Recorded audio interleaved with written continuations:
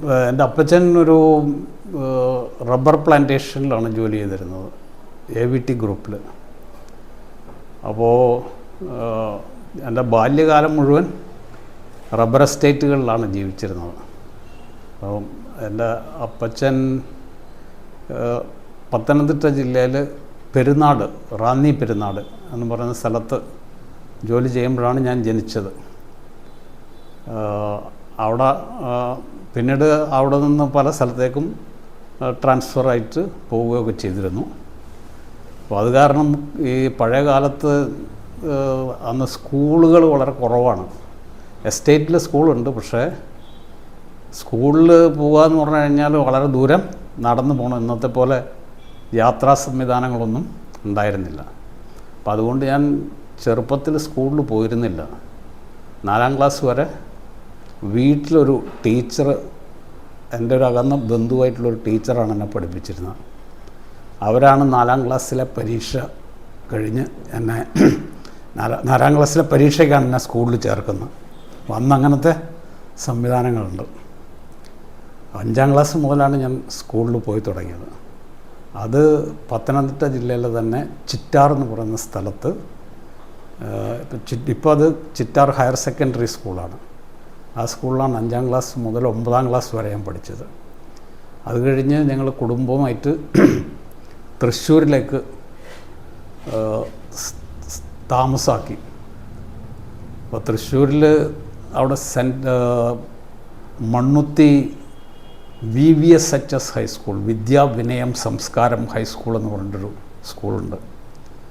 അത് ഇപ്പോൾ വെറ്ററിനറി കോളേജിൻ്റെ പരിസര പ്രദേശത്തുള്ളൊരു സ്കൂളാണ്. അവിടെയും അതുപോലെ തന്നെ തൃശ്ശൂരിൽ എൽത്തുരുത്ത് സെൻ്റ് അലോഷ്യസ് സ്കൂളുണ്ട്. ഈ 2 സ്കൂളുകളിലായിട്ടാണ് 10ാം ക്ലാസ് പാസ്സായത്. അതിനുശേഷം സെൻ്റ് അലോഷ്യസ് കോളേജിലാണ് പ്രീ ഡിഗ്രിക്ക് പഠിച്ചത്. ഡിഗ്രിക്ക് കേരളവർമ്മ കോളേജിലാണ്. ഡിഗ്രിക്ക് കോളേജിൽ പഠിക്കുന്ന സമയത്താണ് ഞാൻ AISFുമായിട്ട് ബന്ധപ്പെടുന്നത്. അങ്ങനൊരു AISFൻ്റെ പ്രവർത്തകനായി. AISFൻ്റെ പ്രവർത്തകനായി പിന്നീട് ഞാൻ പോസ്റ്റ് ഗ്രാജുവേഷന് പഠിക്കുന്ന സമയമായപ്പോഴത്തേക്കും AISFൻ്റെ തൃശ്ശൂർ ജില്ലാ പ്രസിഡൻ്റായി. കോളേജ് വിദ്യാഭ്യാസം പൂർത്തിയാക്കി കഴിഞ്ഞ ഉടനെ വിദ്യാർത്ഥി രംഗം വിട്ട് യൂത്ത് ഫെഡറേഷനിലേക്ക് വന്നു. അപ്പോൾ ഞാൻ അന്ന് AISFൻ്റെ തൃശ്ശൂർ ജില്ലാ പ്രസിഡൻ്റായിരുന്നു. അപ്പോൾ തൃശ്ശൂർ ജില്ലാ പ്രസിഡൻ്റ് സ്ഥാനത്ത് നിന്ന് ഒരേ ദിവസം തന്നെ AISFൻ്റെ തൃശ്ശൂർ ജില്ലാ സമ്മേളനവും AIYFൻ്റെ ഓൾ ഇന്ത്യ യൂത്ത് ഫെഡറേഷൻ്റെ തൃശ്ശൂർ ജില്ലാ സമ്മേളനവും ഒരു സ്ഥലത്ത് വെച്ച് നടന്നു. അപ്പോൾ AISFൻ്റെ ജില്ലാ പ്രസിഡൻ്റ് സ്ഥാനം ഒഴിഞ്ഞ് ഞാൻ അന്ന് തന്നെ AIYFൻ്റെ ജില്ലാ സെക്രട്ടറി ആയിട്ട് തിരഞ്ഞെടുക്കപ്പെട്ടു. പക്ഷേ ഞാൻ അധികകാലം അതിനകത്ത് വർക്ക് ചെയ്തില്ല. കാരണം എന്താണെന്ന് വെച്ച് കഴിഞ്ഞാൽ അതിന് മുമ്പ് തന്നെ പത്രപ്രവർത്തന രംഗത്ത് എനിക്ക് ചെറിയ താല്പര്യം ഉണ്ടായിരുന്നു. ഞാൻ പ്രീ ഡിഗ്രിക്ക് പഠിക്കുമ്പം സെൻ്റ് അലോഷ്യസ് കോളേജിൽ മാഗസിൻ എഡിറ്ററായിട്ട് എതിരില്ലാതെ തിരഞ്ഞെടുക്കപ്പെട്ടിട്ടുണ്ട്. അപ്പോൾ അങ്ങനൊരു പത്രപ്രവർത്തനമായിട്ടൊരു താല്പര്യം ഉണ്ടായിരുന്നു. അതിൻ്റെ ഫലമായിട്ട് അന്ന് പാർട്ടിയുടെ സംസ്ഥാന അസിസ്റ്റൻറ്റ് സെക്രട്ടറി ആയിരുന്ന സഖാവ് VV രാഘവൻ, അദ്ദേഹം, ഞാൻ അദ്ദേഹത്തോട് അതിനിടയ്ക്ക് ആദ്യമായിട്ട് ഞാൻ വയനാട്ടിലൊരു യാത്ര നടത്തി. വയനാട് പോയി വയനാട് കണ്ട് എനിക്ക് ഭയങ്കര ഇഷ്ടപ്പെട്ടു. അപ്പോൾ രാഷ്ട്രീയ പ്രവർത്തനത്തിന് പുതിയ മേഖലകൾ നോക്കുക എന്നുള്ളൊരു താല്പര്യത്തിൽ ഞാൻ അദ്ദേഹത്തോട് ചോദിച്ചു, വയനാട്ടിൽ പാർട്ടി പ്രവർത്തനത്തിന് എന്താണ് സാധ്യതകളെന്ന് അന്വേഷിച്ചു. അപ്പോൾ അദ്ദേഹം പറഞ്ഞു ഞാൻ പറയാമെന്ന് പറഞ്ഞു. പിന്നീടൊരു ദിവസം എന്നോട് പറഞ്ഞു, വയനാട്ടിലിപ്പോൾ പാർട്ടി പ്രവർത്തനത്തിന് ആൾക്കാരെയൊന്നും ആവശ്യമില്ല, രാജാജിക്ക് താല്പര്യമുണ്ടെങ്കിൽ പത്രപ്രവർത്തനത്തിന് ഇപ്പോൾ നമുക്ക് പാർട്ടിയിൽ ആൾക്കാരെ ആവശ്യമുണ്ട്. ജനയുഗത്തിൻ്റെ കോഴിക്കോട് എഡിഷനിൽ താല്പര്യമുണ്ടെങ്കിൽ അതിൽ ജോയിൻ ചെയ്യാൻ പറഞ്ഞു. ഞാനപ്പോൾ തന്നെ AIYFൻ്റെ ജില്ലാ സെക്രട്ടറി സ്ഥാനം രാജിവെച്ച് ജനയുഗത്തിൽ സബ് എഡിറ്ററായിട്ട് ജോയിൻ ചെയ്തു. അവിടെ അത് 82-ലാണ്. ഒരു 2 വർഷം കഴിഞ്ഞപ്പോൾ തൃശ്ശൂർ ബ്യൂറോയിലേക്ക് തന്നെ മാറ്റി. അപ്പോൾ ബ്യൂറോയിൽ അങ്ങനെ വർക്ക് ചെയ്തുകൊണ്ടിരിക്കുമ്പോഴാണ് ഡൽഹിയിൽ AIYFൻ്റെ മുഖപത്രമുണ്ട്. അതിൻ്റെ പേര് യൂത്ത് ലൈഫ് എന്നാണ്. യൂത്ത് ലൈഫിൻ്റെ എഡിറ്ററായിട്ടൊരാളെ ആവശ്യമുണ്ട് എന്ന് പറഞ്ഞ് യൂത്ത് ലൈഫിൻ്റെ ഓൾ ഇന്ത്യ യൂത്ത് ഫെഡറേഷൻ്റെ അന്നത്തെ ദേശീയ ഭാരവാഹികൾ എന്നോട് അതിൽ ജോയിൻ ചെയ്യാൻ ആവശ്യപ്പെട്ടു. അങ്ങനെ 1984 അവസാനത്തിൽ ഞാൻ യൂത്ത് ലൈഫിൻ്റെ എഡിറ്ററായിട്ട് ജോയിൻ ചെയ്തു. അവിടെ വർക്ക് ചെയ്തുകൊണ്ടിരിക്കുമ്പോഴാണ് ലോക ജനാധിപത്യ യുവജന ഫെഡറേഷനിൽ AIYFൻ്റെ പ്രതിനിധിയായിട്ട് വർക്ക് ചെയ്യണമെന്ന് പാർട്ടി എന്നോട് ആവശ്യപ്പെട്ടു. അങ്ങനെ ഞാൻ AIYFൻ്റെ പ്രതിനിധിയായിട്ട് ലോക ജനാധിപത്യ യുവജന ഫെഡറേഷൻ്റെ ബ്യൂറോയിൽ ജോയിൻ ചെയ്തു. അതിൻ്റെ വൈസ് പ്രസിഡൻ്റായിട്ടാണ്. അത് സംഘടനകളാണ്, വ്യക്തിയല്ല അതിൻ്റെ ഭാരവാഹികളായിട്ട് വരുന്ന. സംഘടന വൈസ് പ്രസിഡൻ്റ് സ്ഥാനം AIYFനുള്ളതാണ്. അപ്പോൾ AIYFൻ്റെ പ്രതിനിധിയായിട്ട് ഞാൻ വൈസ് പ്രസിഡൻ്റായിട്ട് ലോക ജനാധിപത്യ യുവജന ഫെഡറേഷൻ്റെ ആസ്ഥാനമായിട്ടുള്ള ബുഡാപെസ്റ്റിൽ, ഹംഗറിയുടെ തലസ്ഥാനമാണ്, അവിടെ അതിൻ്റെ ബ്യൂറോയിൽ ചേർന്ന് പ്രവർത്തനം ആരംഭിച്ചു. അപ്പോൾ 85 മുതൽ 97 വരെയുള്ള കാലം ഞാൻ ലോക ജനാധിപത്യ യുവജന ഫെഡറേഷൻ്റെ വൈസ് പ്രസിഡൻ്റായിട്ട് പ്രവർത്തിച്ചു. അതിനിടയിൽ തന്നെ ഞാൻ ഇതിനിടയ്ക്ക് AIYFൻ്റെ ദേശീയ ഭാരവാഹികളിലൊരാളായിട്ട് തിരഞ്ഞെടുക്കപ്പെട്ടിരുന്നു, വൈസ് പ്രസിഡൻ്റായിട്ട് തിരഞ്ഞെടുക്കപ്പെട്ടിരുന്നു. 91 കൊച്ചിയിൽ വെച്ച് AIYFൻ്റെ ദേശീയ സമ്മേളനം നടക്കുമ്പോൾ എന്നെ AIYFൻ്റെ ജനറൽ സെക്രട്ടറിയായിട്ട് തിരഞ്ഞെടുത്തു. അപ്പോൾ ഇതിനിടയ്ക്ക് യൂത്ത് ലൈഫിൻ്റെ എഡിറ്ററായിട്ട് പ്രവർത്തിച്ചിട്ടുണ്ട്. ഞാൻ ലോക ജനാധിപത്യ യുവജന ഫെഡറേഷനിൽ ജോയിൻ ചെയ്തപ്പോൾ ആ സംഘടനയുടെ പ്രസിദ്ധീകരണങ്ങളുണ്ട്. വേൾഡ് യൂത്ത് എന്ന് പറഞ്ഞിട്ടൊരു മാഗസിനുണ്ട്, അതിൻ്റെ എഡിറ്റോറിയൽ ബോർഡിൽ പ്രവർത്തിച്ചിരുന്നു. അതുപോലെ തന്നെ WFD ന്യൂസ് എന്ന് പറഞ്ഞിട്ടൊരു വീക്ക്ലി പബ്ലിക്കേഷനുണ്ട്, അതിൻ്റെ എഡിറ്റോറിയൽ ബോർഡിലും പ്രവർത്തിച്ചിരുന്നു.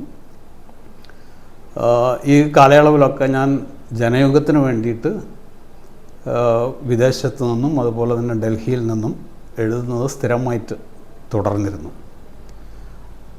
97 ഞാൻ AIYFൻ്റെ ഭാരവാഹിത്വം കുറച്ച് 2 ടേമിൽ ഞാൻ ജനറൽ സെക്രട്ടറി ആയിട്ട് വർക്ക് ചെയ്തിരുന്നു. അത് കഴിഞ്ഞ് നാട്ടിൽ തിരിച്ചു വന്ന് പാർട്ടി പ്രവർത്തനത്തിലേർപ്പെട്ടു. ഒരു കാലം പത്രപ്രവർത്തനത്തിൽ നിന്ന് മാറി നിന്നിരുന്നു.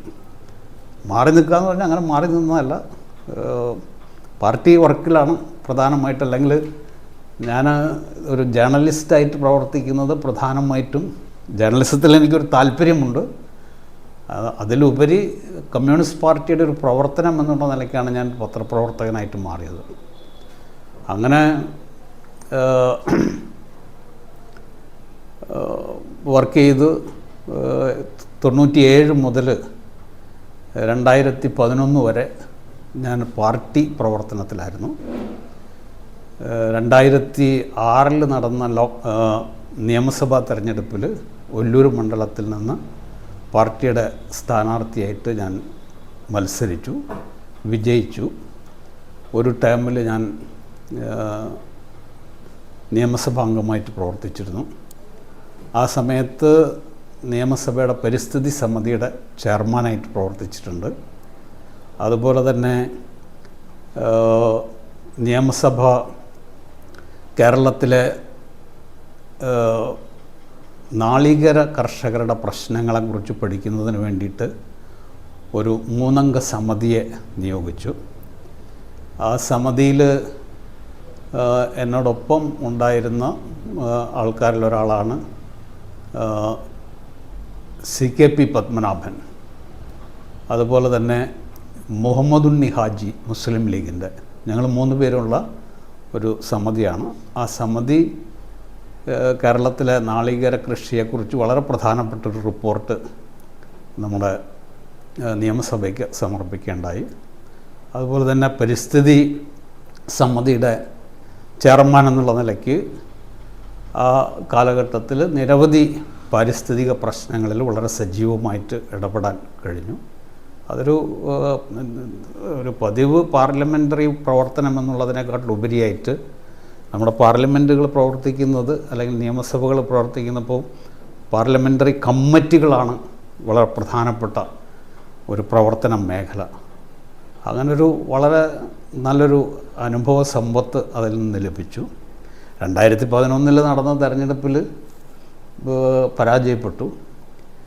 അങ്ങനെ പരാജയപ്പെട്ട് അവിടുത്തെ പാർട്ടി, തൃശ്ശൂരിലെ പാർട്ടി പ്രവർത്തനവുമായിട്ട് മുന്നോട്ട് പോയിക്കൊണ്ടിരിക്കുമ്പോൾ ജനയുഗത്തിൻ്റെ പ്രവർത്തനത്തിലേക്ക് വരണമെന്ന് അന്ന് പാർട്ടി സെക്രട്ടറി ആയിരുന്ന സഖാവ് CK ചന്ദ്രപ്പൻ ആവശ്യപ്പെട്ടതനുസരിച്ച് ഞാൻ ജനയുഗത്തിൻ്റെ എക്സിക്യൂട്ടീവ് എഡിറ്ററായിട്ട് പ്രവർത്തിച്ചിരുന്നു. അതിനുശേഷം 2014 ഞാൻ ഇതിൻ്റെ എഡിറ്ററായിട്ട്, ജനയുഗത്തിൻ്റെ എഡിറ്ററായിട്ട് പ്രവർത്തനം ആരംഭിച്ചു. ഇതാണ് വളരെ ഹ്രസ്വമായിട്ട് ഒരു പത്രപ്രവർത്തന രംഗം, വിദ്യാഭ്യാസം, പത്രപ്രവർത്തനം എന്നുള്ളതിനെക്കുറിച്ച് പറയാനുള്ളത്. ജനയുഗം വീക്കിലിയിൽ ഞാൻ പ്രവർത്തിച്ചിട്ടില്ല. കാരണം എന്താണെന്ന് വെച്ച് കഴിഞ്ഞാൽ വീക്കിലി ജനയുഗത്തിനിടയ്ക്ക് കുറച്ച് കാലം വളരെ ഗുരുതരമായിട്ടുള്ള സാമ്പത്തിക പ്രശ്നങ്ങളെ നേരിട്ട് ജനയുഗത്തിൻ്റെ പ്രസിദ്ധീകരണം തന്നെ നിർത്തിവെക്കേണ്ടി വന്നിരുന്നു.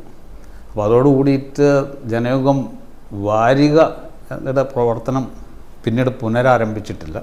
ഞങ്ങളതിനെക്കുറിച്ച് ആലോചിക്കുന്നുണ്ട്. പക്ഷേ വാരിക പുനരാരംഭിക്കുക എന്ന് പറയുന്നത് മുൻകാലങ്ങളിലെ പോലെ ലളിതമല്ല. കാരണം എന്താണെന്ന് വെച്ച് കഴിഞ്ഞാൽ ജനങ്ങളുടെ ശീലത്തിന് ഭയങ്കരമായിട്ട് മാറ്റം ഉണ്ടായി. അതുമാത്രമല്ല, വാരികകൾ കാട്ടിൽ കൂടുതൽ ഇപ്പം ആൾക്കാർ സാമൂഹ്യ മാധ്യമങ്ങളിലാണ് ആൾക്കാർ ശ്രദ്ധ കേന്ദ്രീകരിക്കുന്നത്. അപ്പോൾ വാരികയിൽ ഞാൻ വർക്ക് ചെയ്തിട്ടില്ല. എക്സിക്യൂട്ടീവ് എഡിറ്ററായിട്ട് പ്രവർത്തിക്കുമ്പോൾ ഉള്ള അനുഭവം എന്ന് പറഞ്ഞു കഴിഞ്ഞാൽ അത് പ്രധാനമായിട്ടും ഓഫീസിൽ കേന്ദ്രീകരിച്ചിട്ടുള്ളൊരു പ്രവർത്തനമാണ്. കാരണം ഒരു പത്രാധിപർക്ക് കിട്ടുന്നതിനെ ഉള്ള ഒരു എക്സ്പോഷർ എക്സിക്യൂട്ടീവ് എഡിറ്റർക്കില്ല. അത് പ്രധാനമായിട്ടും ആ പത്രത്തിൻ്റെ പ്രൊഡക്ഷനിലാണ് നമ്മുടെ ശ്രദ്ധ മുഴുവൻ കേന്ദ്രീകരിക്കുക. എന്ന് പറഞ്ഞാൽ ഒരു പത്രജീവിയായിട്ട് മാറി എന്ന് വേണമെങ്കിൽ പറയാം. അതിന് പലതരത്തിലുണ്ട്. ഒന്നെന്താണെന്ന് വെച്ച് കഴിഞ്ഞാൽ നമുക്ക് വാർത്തകൾ ജനങ്ങളിലേക്ക് എത്തിക്കുക എന്ന് പറഞ്ഞു കഴിഞ്ഞാൽ ഇതിന് ജനയുഗം ആവശ്യമുണ്ടോ എന്ന് ചോദിച്ചു കഴിഞ്ഞാൽ ചിലപ്പം വാർത്തകൾ എത്തിക്കാൻ വേണ്ടിയിട്ട് ജനയുഗം എന്ന് പറഞ്ഞൊരു പത്രം പ്രത്യേകിച്ച് നടത്തേണ്ടതില്ല. ജനയുഗത്തിൻ്റെ പത്രപ്രവർത്തനം പറഞ്ഞാൽ അത് ആത്യന്തികമായിട്ടൊരു രാഷ്ട്രീയ പ്രവർത്തനമാണ്. അപ്പം നമ്മൾ എങ്ങനെയാണ് ഒരു വാർത്ത, ഓരോ പത്രത്തിനും അതിൻ്റേതായിട്ടുള്ളൊരു പോളിസി ഉണ്ടാവുമല്ലോ. അപ്പോൾ ഒരു കമ്മ്യൂണിസ്റ്റ് പാർട്ടിയുടെ രാഷ്ട്രീയ കാഴ്ചപ്പാടിലൂടെ വാർത്തകളെ അവതരിപ്പിക്കുക എന്ന് പറയുന്ന ഒരു വലിയ ഉത്തരവാദിത്വമുണ്ട്. അതിൽ പല കാര്യങ്ങളിലും നമ്മൾ മറ്റ് പത്രങ്ങളിൽ നിന്ന് വ്യത്യസ്തമായിട്ടുള്ള ഇടപെടലുകൾ നടത്തേണ്ടി വരും. ഇപ്പോൾ ഉദാഹരണത്തിന് പറയുകയാണെങ്കിൽ, ഇപ്പോൾ കേരളത്തിലെ ദൃശ്യമാധ്യമങ്ങളിലും അതുപോലെ തന്നെ അച്ചടി മാധ്യമങ്ങളിലും ജനയുഗത്തിൻ്റെ മുഖപ്രസംഗം ചർച്ച ചെയ്യപ്പെടുന്നത് പോലെ മറ്റൊരു പത്രത്തിൻ്റെയും മുഖപ്രസംഗങ്ങൾ ചർച്ച ചെയ്തതായിട്ട് നിങ്ങൾക്ക് കാണാൻ കഴിയില്ല. കാരണം അത് നമ്മൾ എടുക്കുന്ന രാഷ്ട്രീയ നിലപാടുകളുടെ പ്രതിഫലനമാണ്. അപ്പോൾ പല വിഷയങ്ങളിലും നമ്മൾ എടുക്കുന്ന നിലപാട് സമൂഹം പൊതുവിൽ ശ്രദ്ധിക്കുന്ന ഒരു സ്ഥിതിയുണ്ട്. ആ നിലയ്ക്ക് വളരെ നന്നായിട്ട് ജനയുഗം എന്ന് പറയുന്ന ഒരു പത്രം അതിൻ്റെ അഭിപ്രായങ്ങളും സമൂഹത്തിൽ ചർച്ചയിൽ കൊണ്ടുവരുന്നതിന് ഞങ്ങൾക്ക് വളരെ ഫലപ്രദമായിട്ട് പ്രവർത്തിക്കാൻ കഴിഞ്ഞിട്ടുണ്ട്. പത്രത്തിൻ്റെ സർക്കുലേഷൻ അതിന് അപ്പുറത്തേക്ക് പൊതുസമൂഹത്തിൽ ജനയുഗം എന്ത് അഭിപ്രായം പറയുന്നു എന്നുള്ളത് ശ്രദ്ധിക്കപ്പെടുന്ന ഒരു സ്ഥിതിയുണ്ട്. അത് ജനയുഗത്തിൻ്റെ സവിശേഷത എന്ന് പറയുന്നത് ജനയുഗം കമ്മ്യൂണിസ്റ്റ് പാർട്ടിയുടെ മുഖപത്രമാണെന്നുള്ളത് കൊണ്ടാണ് അങ്ങനെ ശ്രദ്ധിക്കപ്പെടുന്നത്. പലപ്പോഴും പല മാധ്യമങ്ങളിൽ നിന്നും ആൾക്കാർ വിളിച്ച് ചോദിക്കും എന്താണ് അതിനെക്കുറിച്ച് അഭിപ്രായം. സാധാരണ ഒരു മുഖപ്രസംഗം, ഒരു പത്രം മുഖപ്രസംഗം എഴുതി കഴിഞ്ഞാൽ ആ മുഖപ്രസംഗത്തെ മറ്റ് പത്രങ്ങളിലോ അല്ലെങ്കിൽ മറ്റ് മാധ്യമങ്ങളിലോ ചർച്ച ചെയ്യുക അപൂർവമായിട്ടുള്ള ഒരു കാര്യമാണ്. യോജിക്കേണ്ടി വരും, വിമർശനാത്മകമായിട്ട് പ്രതികരിക്കേണ്ടി വരും. അപ്പോൾ അത് സ്വാഭാവികമായിട്ടും ബാക്കിയുള്ള പത്രങ്ങൾ നന്നായിട്ട് കൊടുക്കാറുണ്ട്. ഇപ്പോൾ പല വിഷയങ്ങൾ, ഇപ്പോൾ തോമസ് ചാണ്ടിയുമായിട്ട് ബന്ധപ്പെട്ട് ഒരു പ്രശ്നമുണ്ടായി. ആ പ്രശ്നം ഉണ്ടായപ്പോൾ നമ്മൾ ഫ്രണ്ട് പേജിലൊരു എഡിറ്റോറിയൽ എഴുതിയിരുന്നു. അത് വലിയ ചർച്ചാ വിഷയമായിട്ട് വന്ന വിഷയമാണ്. അതുപോലെ വിവിധ വിഷയങ്ങളിൽ നമ്മൾ എടുക്കുന്ന നിലപാടുകൾ, കാരണം ഇപ്പോൾ പ്രത്യേകിച്ചും ഇടതുപക്ഷ ജനാധിപത്യ മുന്നണി ഭരിക്കുന്നു. ഇടതുപക്ഷ ജനാധിപത്യ മുന്നണിയിലെ പ്രധാനപ്പെട്ട ഒരു ഘടകകക്ഷി എന്നുള്ള നിലയ്ക്ക് ഒരു പക്ഷേ LDF എടുക്കുന്ന നിലപാടുകളിൽ നിന്ന് വ്യത്യസ്തമായിട്ടുള്ള വിമർശനാത്മകമായിട്ടുള്ള നിലപാട് സ്വീകരിക്കാൻ കമ്മ്യൂണിസ്റ്റ് പാർട്ടി നിർബന്ധിതമാകും. അപ്പോൾ അത് ജനങ്ങളിലേക്ക് എത്തിക്കാൻ സർക്കുലറൊക്കെ അയച്ച ആൾക്കാരുടെ കയ്യിൽ എത്തുമ്പോഴത്തേക്കും സമയമെടുക്കും. നമുക്കപ്പോൾ തന്നെ പ്രതികരിക്കേണ്ടി വരും. അത് വളരെ ശ്രദ്ധാപൂർവം നമ്മുടെ മാധ്യമ ലോകവും സമൂഹവും ശ്രദ്ധിക്കുന്നൊരു സ്ഥിതിയിലേക്ക് വന്നിട്ടുണ്ട്. അതിൽ ഒരു വലിയ പങ്ക് വഹിക്കാൻ കഴിഞ്ഞിട്ടുണ്ട്. പിന്നെ പത്ര നിർമ്മാണവുമായിട്ട് ബന്ധപ്പെട്ട ചില പ്രശ്നങ്ങൾ വന്നിരുന്നു. കാരണം നമ്മുടെ പത്രങ്ങളൊക്കെ പ്രധാനമായിട്ട് ഉപയോഗിച്ചുകൊണ്ടിരുന്നത് പ്രൊപ്രൈറ്ററി സോഫ്റ്റ്വെയറുകളാണ്. എന്ന് പറഞ്ഞു കഴിഞ്ഞാൽ മൾട്ടിനാഷണൽ കോർപ്പറേഷനുകളുടെ സോഫ്റ്റ്വെയർ ഉപയോഗിച്ചാണ് ചെയ്യുന്നത്. അത് സോഫ്റ്റ്വെയർ ഉപയോഗിക്കുമ്പോൾ നമ്മൾ അവർക്ക് കൊടുക്കേണ്ട പണമുണ്ട്, അതിൻ്റെ ലൈസൻസ് ഫീ തുടങ്ങിയിട്ടുള്ള സംവിധാനങ്ങളുണ്ട്. അപ്പോൾ ഞങ്ങൾ ആലോചിച്ചപ്പം ജനയുഗം പോലൊരു പത്രത്തിന് അത് താങ്ങാൻ പറ്റുന്ന അല്ല. അപ്പോൾ സ്വതന്ത്ര സോഫ്റ്റ്വെയറിലേക്ക് പോകണമെന്ന് ഞങ്ങൾ തീരുമാനിച്ചു. അങ്ങനെ സ്വതന്ത്ര സോഫ്റ്റ്വെയറിലേക്ക് പോകണമെന്ന് തീരുമാനിച്ച് അന്വേഷിച്ച് തുടങ്ങിയതിനാണ് സ്വതന്ത്ര സോഫ്റ്റ്വെയർ ലോകത്തിലൊരു പത്രവും അന്ന് ഇറങ്ങുന്നില്ല. സ്വതന്ത്ര സോഫ്റ്റ്വെയറിൽ ഇറങ്ങുന്ന പ്രധാനമായിട്ട് ചില മാഗസിൻസും പുസ്തകങ്ങളും ഒക്കെ മാത്രമേ ഇറങ്ങുന്നുള്ളൂ. ഒരു പത്രത്തിൻ്റെ രീതിയിലേക്കത് വളർന്നിട്ടുണ്ടായിരുന്നില്ല. ലോകത്തിൽ ആദ്യമായിട്ട് സ്വതന്ത്ര സോഫ്റ്റ്വെയറിലൊരു പത്രം ഇറക്കുക എന്ന് പറയുന്ന സംഭവം നിർവഹിച്ചത് ജനയുഗമാണ്. അപ്പോൾ അതിന് ആ സമയത്ത് നേതൃത്വം കൊടുക്കാൻ കഴിഞ്ഞു എന്നുള്ളതൊരു വളരെ പ്രധാനപ്പെട്ട ഘടകമാണ്. അങ്ങനെ പത്രപ്രവർത്തനം ഒരു വളരെ ചാലഞ്ചിങ് ആയിട്ടുള്ളൊരു സംവിധാനമാണ്. അത് ആസ്വദിച്ച് അതിൻ്റെ സാമ്പത്തിക ഭാഗം മാത്രമല്ല, നമുക്ക്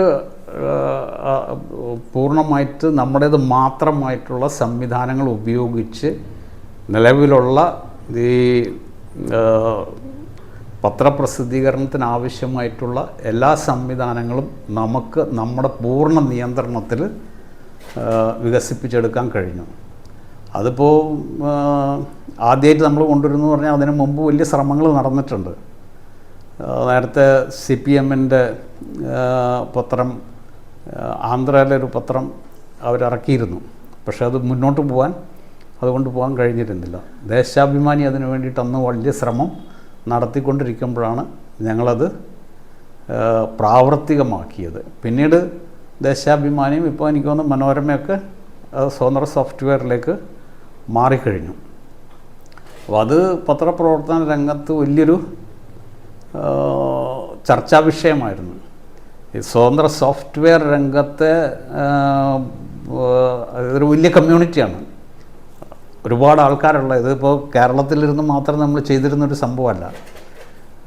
നമുക്കതിന് വേണ്ട എല്ലാ പിന്തുണയും സ്വതന്ത്ര സോഫ്റ്റ്വെയർ സമൂഹത്തിൽ നിന്ന് കിട്ടി. അങ്ങനെ അതൊരു സംഭവം കൊണ്ടുവന്നു. അത് പ്രാവർത്തികമാക്കാൻ കഴിഞ്ഞു എന്ന് പറയുന്നത് ഞങ്ങൾ വലിയ നേട്ടമായിട്ടാണ് ജനയുഗം കരുതുന്നത്. ഇപ്പോൾ 5 വർഷം കഴിഞ്ഞു. അത് പ്രശ്നം കൂടാണ്ട് അത് നമുക്ക് മുന്നോട്ട് കൊണ്ടുപോകാൻ പ്രശ്നങ്ങൾ എന്ന് മാത്രമല്ല അത് ഈ സോഫ്റ്റ്വെയർ കമ്മ്യൂണിറ്റി സാർവദേശീയമായിട്ട് പ്രവർത്തിച്ചുകൊണ്ടിരിക്കുന്ന സോഫ്റ്റ്വെയർ കമ്മ്യൂണിറ്റി ഇതിനകത്ത് വരുന്ന ഏറ്റവും പുതിയ അപ്ഡേഷനൊക്കെ നമുക്ക് ലഭിക്കുന്നുണ്ട്. അത് പൈസ കൂടാണ്ട് നമുക്ക് കിട്ടുന്നു, സൗജന്യമായിട്ട് നമുക്ക് ലഭിക്കുന്നു. അത് മാത്രമല്ല നമുക്ക് നമ്മുടെ പ്രവർത്തകർ അതിനെ അപ്ഡേറ്റ് ചെയ്യാൻ പ്രാപ്തരായിട്ട് മാറ്റിയെടുക്കാൻ നമുക്ക് കഴിഞ്ഞു. അല്ല, യാത്ര ഞാൻ പറഞ്ഞല്ലോ, എൻ്റെ ജീവിതം പാർട്ടിയുടെ പ്രവർത്തനവുമായിട്ട് അഭേദ്യമായിട്ട് ബന്ധപ്പെട്ടിട്ടുള്ള ഒന്നാണ്. ഒരുപക്ഷെ ഞാൻ കമ്മ്യൂണിസ്റ്റ് പാർട്ടിയുമായിട്ടും അതിൻ്റെ ബഹുജന സംഘടനകളായിട്ടും ബന്ധപ്പെട്ടില്ലായിരുന്നെങ്കിൽ ഒരു യാത്ര നടക്കുമായിരുന്നോ എന്ന് ചോദിച്ചു കഴിഞ്ഞാൽ എനിക്കറിയില്ല. കാരണം എനിക്ക് എൻ്റെ സ്വന്തം കുടുംബത്തിൽ നിന്ന് പണം ചെലവഴിച്ച് ഇത്ര രാജ്യങ്ങളിലൊന്നും യാത്ര ചെയ്യാൻ കഴിയുമായിരുന്നില്ല.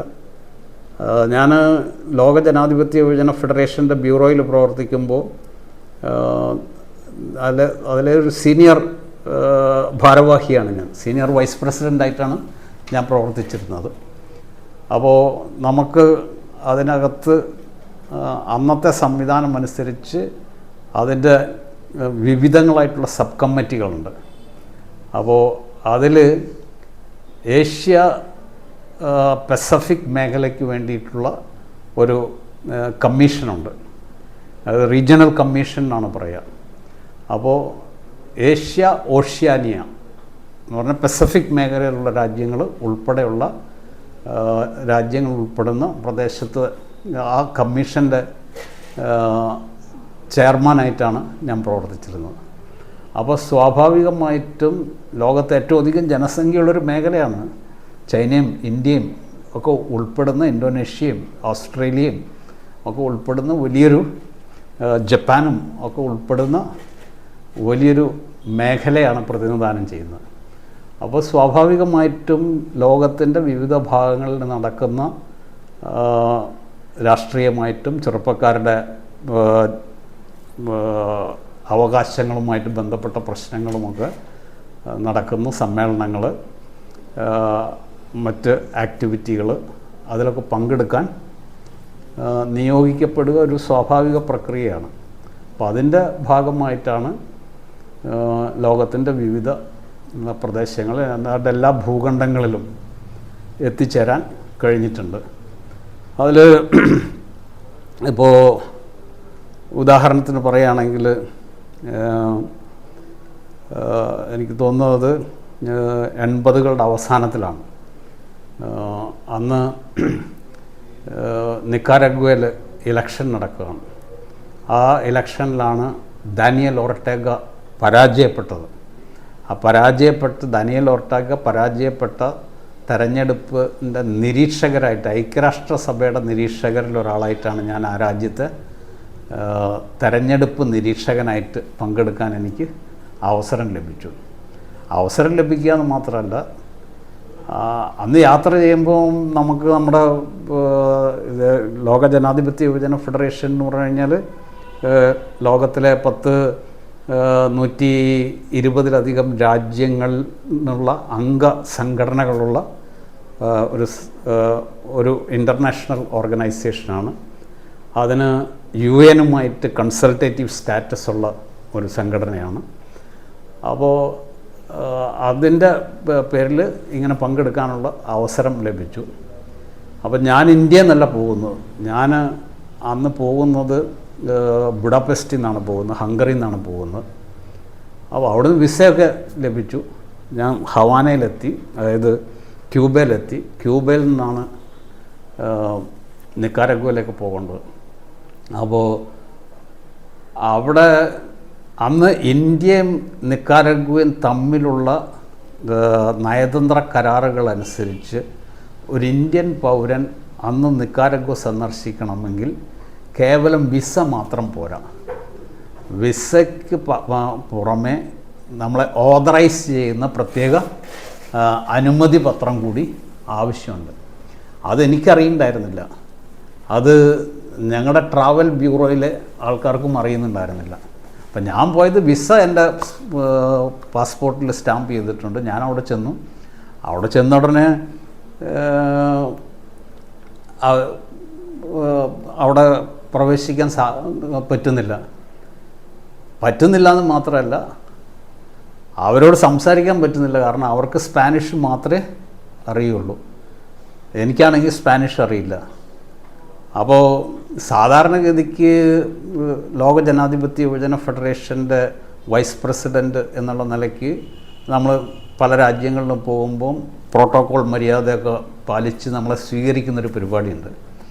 അപ്പോൾ അവിടെ പാസ്പോർട്ട് പരിശോധിക്കുന്ന കൗണ്ടറിലെത്തിയപ്പോൾ അതിനകത്തിരിക്കുന്ന സ്ത്രീ പുറത്തിറങ്ങി വന്ന് എന്നെ വിളിച്ചുകൊണ്ട് പോയി. അപ്പോൾ ഞാൻ വിചാരിച്ചത് എന്നെ പ്രോട്ടോക്കോൾ അനുസരിച്ച് സ്വീകരിക്കാൻ വേണ്ടിയിട്ടാണ്. അത് മാത്രം അവിടെ ചെന്ന് കഴിഞ്ഞുടനെ സംഭവിക്കുന്നത് എന്താണെന്ന് വെച്ച് കഴിഞ്ഞാൽ, പട്ടാളക്കാർ എന്നെ വളഞ്ഞു.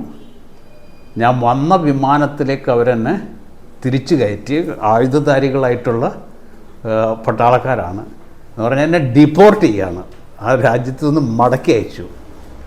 പക്ഷേ ഞാൻ വീണ്ടും ഹവാനയിലെത്തി. ഹവാനയിൽ നിന്ന് അവിടുത്തെ യുവജന സംഘടനയുടെ സഹായത്തോട് കൂടിയിട്ട് ഈ നിക്കാരാഗ്വയിലെ ആൾക്കാരായിട്ട് ബന്ധപ്പെട്ട് പിറ്റേ ദിവസം ഞാൻ വീണ്ടും തിരിച്ചു പോയി അവിടുത്തെ തെരഞ്ഞെടുപ്പ് ഇതിൽ പങ്കെടുക്കാൻ അവസരം ലഭിച്ചു.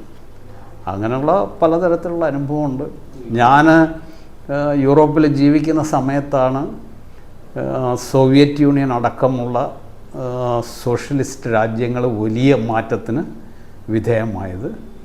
ഈ രാജ്യങ്ങളിലൊക്കെ നടക്കുന്ന രാഷ്ട്രീയ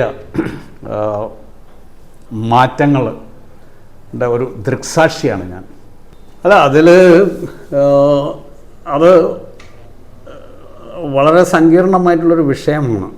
എന്താണെന്ന് വെച്ച് കഴിഞ്ഞാൽ, ആ സംഭവങ്ങൾ നടക്കുന്നത് ലോകത്താകെ വന്നിട്ടുള്ള, അത് മാധ്യമരംഗത്ത് വന്നിട്ടുള്ള മാറ്റങ്ങളും അതിനകത്ത് വളരെ നിർണായകമായിട്ടുള്ള പങ്ക് വഹിച്ചിട്ടുണ്ട്. അതായത് കമ്പ്യൂട്ടറുകൾ, അതുപോലെ തന്നെ ഇൻ്റർനെറ്റ്, എന്താണ് പറയുക, മാധ്യമരംഗത്തെ വിസ്ഫോടനാത്മകമായിട്ടുള്ള മാറ്റങ്ങൾ, ആ മാറ്റങ്ങൾ വരുന്ന സമയമാണ് ഈ 80-കൾ 90-കളെന്ന് പറയുന്നത്.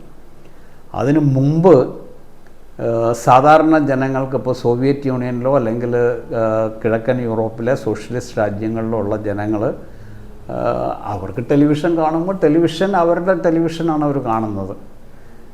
പാശ്ചാത്യ ലോകത്തെ മാറ്റങ്ങളെക്കുറിച്ച് അവർ കൃത്യമായിട്ട് മനസ്സിലാക്കിയിരുന്നില്ല. എന്നാൽ സാറ്റലൈറ്റ് ടെലിവിഷൻ അടക്കമുള്ള എല്ലാ സംവിധാനങ്ങളും വന്നു. സാറ്റലൈറ്റ് ടെലിഫോൺ, മൊബൈൽ ഫോൺ തുടങ്ങിയിട്ടുള്ള സംവിധാനങ്ങളൊക്കെ വന്നു തുടങ്ങിയ ജനങ്ങൾ തമ്മിലുള്ള കമ്മ്യൂണിക്കേഷനിൽ വലിയ മാറ്റമുണ്ടായി. അപ്പോൾ തങ്ങളുടെ രാജ്യത്തുള്ളതിനേക്കാളിലും വളരെ വ്യത്യസ്തമായിട്ടുള്ള ജീവിതമാണ് അവിടെ എന്നുള്ള ഒരു തോന്നൽ ജനങ്ങൾക്കുണ്ടായി. എന്ന് പറയുന്നത് തോന്നൽ മാത്രമല്ല, അത് അങ്ങനെ തന്നെയാണ്. പക്ഷേ നമ്മൾ തിരിച്ചറിയേണ്ട ഒരു കാര്യം എന്താണെന്ന് വെച്ച് കഴിഞ്ഞാൽ, സോവിയറ്റ് യൂണിയനിലോ അല്ലെങ്കിൽ കിഴക്കൻ യൂറോപ്യൻ രാജ്യങ്ങളിലോ അന്ന് ജനങ്ങൾക്ക് തൊഴിലില്ലായ്മ എന്ന് പറയുന്നത് ഉണ്ടായിരുന്നില്ല. വിദ്യാഭ്യാസം സൗജന്യമായിട്ടും സാർവത്രികമായിട്ടും ജനങ്ങൾക്ക് ലഭിച്ചിരുന്നു. ഭക്ഷണ കാര്യങ്ങളിലും അതുപോലെ തന്നെ ഭക്ഷണം, വസ്ത്രം, പാർപ്പിടം തുടങ്ങിയിട്ടുള്ള പ്രാഥമിക ജീവിത സൗകര്യങ്ങളൊക്കെ അവർക്ക് ലഭിച്ചിരുന്നു. എന്നാൽ പാശ്ചാത്യ ലോകത്തിലെ മായിക കാഴ്ചകളൊന്നും ഇവിടെ ചിലപ്പോൾ കാണാൻ കഴിയുമായിരുന്നില്ല. അപ്പോൾ അതുകൊണ്ട് അവിടെ വലിയ മാറ്റങ്ങളാണ് സംഭവിക്കുന്നത് എന്നുള്ളൊരു ഒരു തോന്നൽ ഈ ഭാഗത്തെ ജനങ്ങൾക്ക് ഉണ്ടായിരുന്നു. എന്ന് മാത്രമല്ല, അത് അത്തരം മാറ്റം ആഗ്രഹിച്ചിരുന്ന ആൾക്കാരുണ്ട്. ഇപ്പോൾ ഉദാഹരണത്തിന് ഞാൻ പറയുമ്പോൾ എന്താണെന്ന് വെച്ച് കഴിഞ്ഞാൽ, ഞാൻ ലോക ജനാധിപത്യ യുവജന ഫെഡറേഷനിൽ പ്രവർത്തിക്കുമ്പോൾ അന്നത്തെ കാലത്ത് സോവിയറ്റ് യൂണിയനിലെ young communist league first secretary എന്നാണ് പറയുക. ഫസ്റ്റ് സെക്രട്ടറി ഉണ്ടായിരുന്നു, മിറാനങ്കോ എന്നാണ് അദ്ദേഹത്തിൻ്റെ പേര്. പിന്നീട് ഞാൻ മിറാനങ്കോയെക്കുറിച്ച് അന്വേഷിക്കുമ്പോൾ എന്താണെന്ന് വെച്ച് കഴിഞ്ഞാൽ, സോവിയറ്റ് യൂണിയൻ തകർന്നപ്പോൾ ആ തകർച്ചയിൽ നിന്നും നേട്ടമുണ്ടാക്കിയ വ്യക്തികളുണ്ടല്ലോ, അതിലൊരാളായിട്ട് ആൾ മാറി എന്ന് പറഞ്ഞു കഴിഞ്ഞാൽ പൊതുസമ്പത്ത് ചില ആൾക്കാരുടെ സ്വന്തം സമ്പത്തായിട്ട് മാറി. എൻ്റെ ഒപ്പം പ്രവർത്തിച്ചിരുന്ന പലരും ഈ തകർച്ചയ്ക്കിടയിൽ, നമ്മൾ പറയില്ല വീടിന് തീ പിടിക്കുമ്പോൾ കഴുക്കോൽ ഉരുകാന്ന്, അങ്ങനെ പണമുണ്ടാക്കിയ ആൾക്കാരുണ്ട്, സമ്പന്നരായിട്ട് അതിസമ്പന്നരായിട്ട് മാറിയ ആൾക്കാരുണ്ട്. അതായത് പബ്ലിക്കിൻ്റെ പണം കൊണ്ടാണ് അവർ വൻ കുത്തകകളായിട്ട് മാറിയത്. അത് നമുക്ക് കാണാൻ കഴിയും. അല്ല, അങ്ങനെ ചോദിച്ചു കഴിഞ്ഞാൽ ഇതിപ്പോൾ എന്നോട് പല ആൾക്കാരും ചോദിച്ചിട്ടുണ്ട് ഏതാണ് ഗംഭീരമായിട്ടുള്ളതെന്നൊക്കെ ചോദിച്ചു കഴിഞ്ഞാൽ എനിക്ക് തോന്നിയിട്ടുള്ളത് നമ്മുടെ നാട് തന്നെയാണ് ഏറ്റവും ഗംഭീരമായിട്ടുള്ളതെന്ന് എനിക്ക് തോന്നിയിട്ടുണ്ട്. ഓരോ രാജ്യത്തിനും ഓരോ ഭൂപ്രദേശത്തിനും അതിൻ്റെ സവിശേഷതകളുണ്ട്. അത് ചിലപ്പോൾ മറ്റുള്ളിടത്ത് ഉണ്ടായി എന്ന് വരില്ല. പക്ഷേ നമ്മൾ കംഫർട്ടബിളായിരിക്കുന്നത് എവിടാണ് എന്നുള്ളത് നോക്കുമ്പോൾ എനിക്ക് തോന്നിയിട്ടുള്ളത് നമ്മുടെ നാട് തന്നെയാണ് കംഫർട്ടബിളായിട്ടുള്ള ഒരു രാജ്യമെന്ന് എനിക്ക് പലപ്പോഴും തോന്നിയിട്ടുണ്ട്. അങ്ങനെയുള്ള ഏത് രാജ്യം വേണമെങ്കിലും നമുക്ക് അങ്ങനെ വേണമെങ്കിൽ പറയാൻ പറ്റും. ഇപ്പോൾ ഹംഗറി, ഞാൻ നിരവധി വർഷങ്ങൾ 6 വർഷം തുടർച്ചയായിട്ട് താമസിച്ചിരുന്ന രാജ്യമാണ്. മനോഹരമായിട്ടുള്ള രാജ്യമാണ്. പിന്നെ അവരുടെ ജീവിത നിലവാരം വളരെ മെച്ചപ്പെട്ടതാണ്. പ്രകൃതി സൗന്ദര്യം കൊണ്ട് മനോഹരമായിട്ടുള്ളതാണ്. ബുഡാപെസ്റ്റ് എന്ന് പറയുന്ന നഗരം തന്നെ ദാന്യൂബ് നദിയുടെ 2 കരകളാണ്. ഒന്ന് ഓബുഡ എന്നും ഒന്ന് പെസ്റ്റ് എന്നും പറയുന്നത്. ഓബുഡ എന്ന് പറയുന്നത് അവിടുത്തെ കുന്നിൻ പ്രദേശങ്ങളും മറുവശത്ത് സമതലമായിട്ടുള്ള, അതിനാണ് ബുഡാപെസ്റ്റ് എന്ന് പറയുന്നത്. അപ്പോൾ അത് വളരെ മനോഹരമായിട്ടുള്ള സ്ഥലങ്ങളാണ്. അങ്ങനെ നോക്കിക്കഴിഞ്ഞാൽ നമ്മൾ പോകുന്ന പല സ്ഥലങ്ങളും ഓരോ രാജ്യത്തിനും അതിൻ്റെ സവിശേഷത കൊണ്ട് വളരെ വ്യത്യസ്തമായിട്ടുള്ള രാജ്യങ്ങളാണ്. വിയറ്റ്നാം, പല സ്ഥലങ്ങളും നമ്മൾ പോയി കഴിഞ്ഞാൽ നമുക്ക് അത്തരമൊരു സ്ഥലത്തെക്കുറിച്ച് നമ്മുടെ ഭാവനയിൽ കാണാൻ കഴിയില്ല. ഓസ്ട്രേലിയ വളരെ വിഭിന്നമായിട്ടുള്ള ഒരു സ്ഥലമാണ്. നിക്കാരാഗ്വ വളരെ വ്യത്യസ്തമായിട്ടുള്ള സ്ഥലമാണ്. ഹവാന നഗരം അത് വളരെ വ്യത്യസ്തമായിട്ടുള്ളതാണ്. അപ്പോൾ ഏതാണ് ഏറ്റവും മികച്ചത് എന്ന് ചോദിച്ചു കഴിഞ്ഞാൽ എല്ലാ പ്രദേശത്തിനും അതിൻ്റേതായിട്ടുള്ള സവിശേഷതകളും പ്രത്യേകതകളൊക്കെ ഉണ്ട്. പക്ഷേ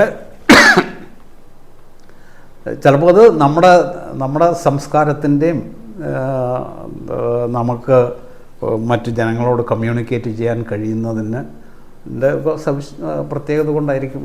അല്ല, അതിപ്പോൾ എല്ലാ രാജ്യങ്ങളിലെയും മനുഷ്യർക്ക് അവരവരുടേതായിട്ടുള്ള പ്രശ്നങ്ങളുണ്ട്. എല്ലാ രാജ്യത്തെയും സംഘടനകൾക്ക് അവരുടേതായിട്ടുള്ള വെല്ലുവിളികളെ നേരിടേണ്ടി വരുന്നുണ്ട്. അപ്പോൾ സോവിയറ്റ് യൂണിയൻ ഉണ്ടായിരുന്നപ്പോൾ അവിടുത്തെ യുവജന സംഘടന ഭയങ്കര ഗംഭീരമാണെന്ന് നമുക്ക് വേണമെങ്കിൽ പറയാം.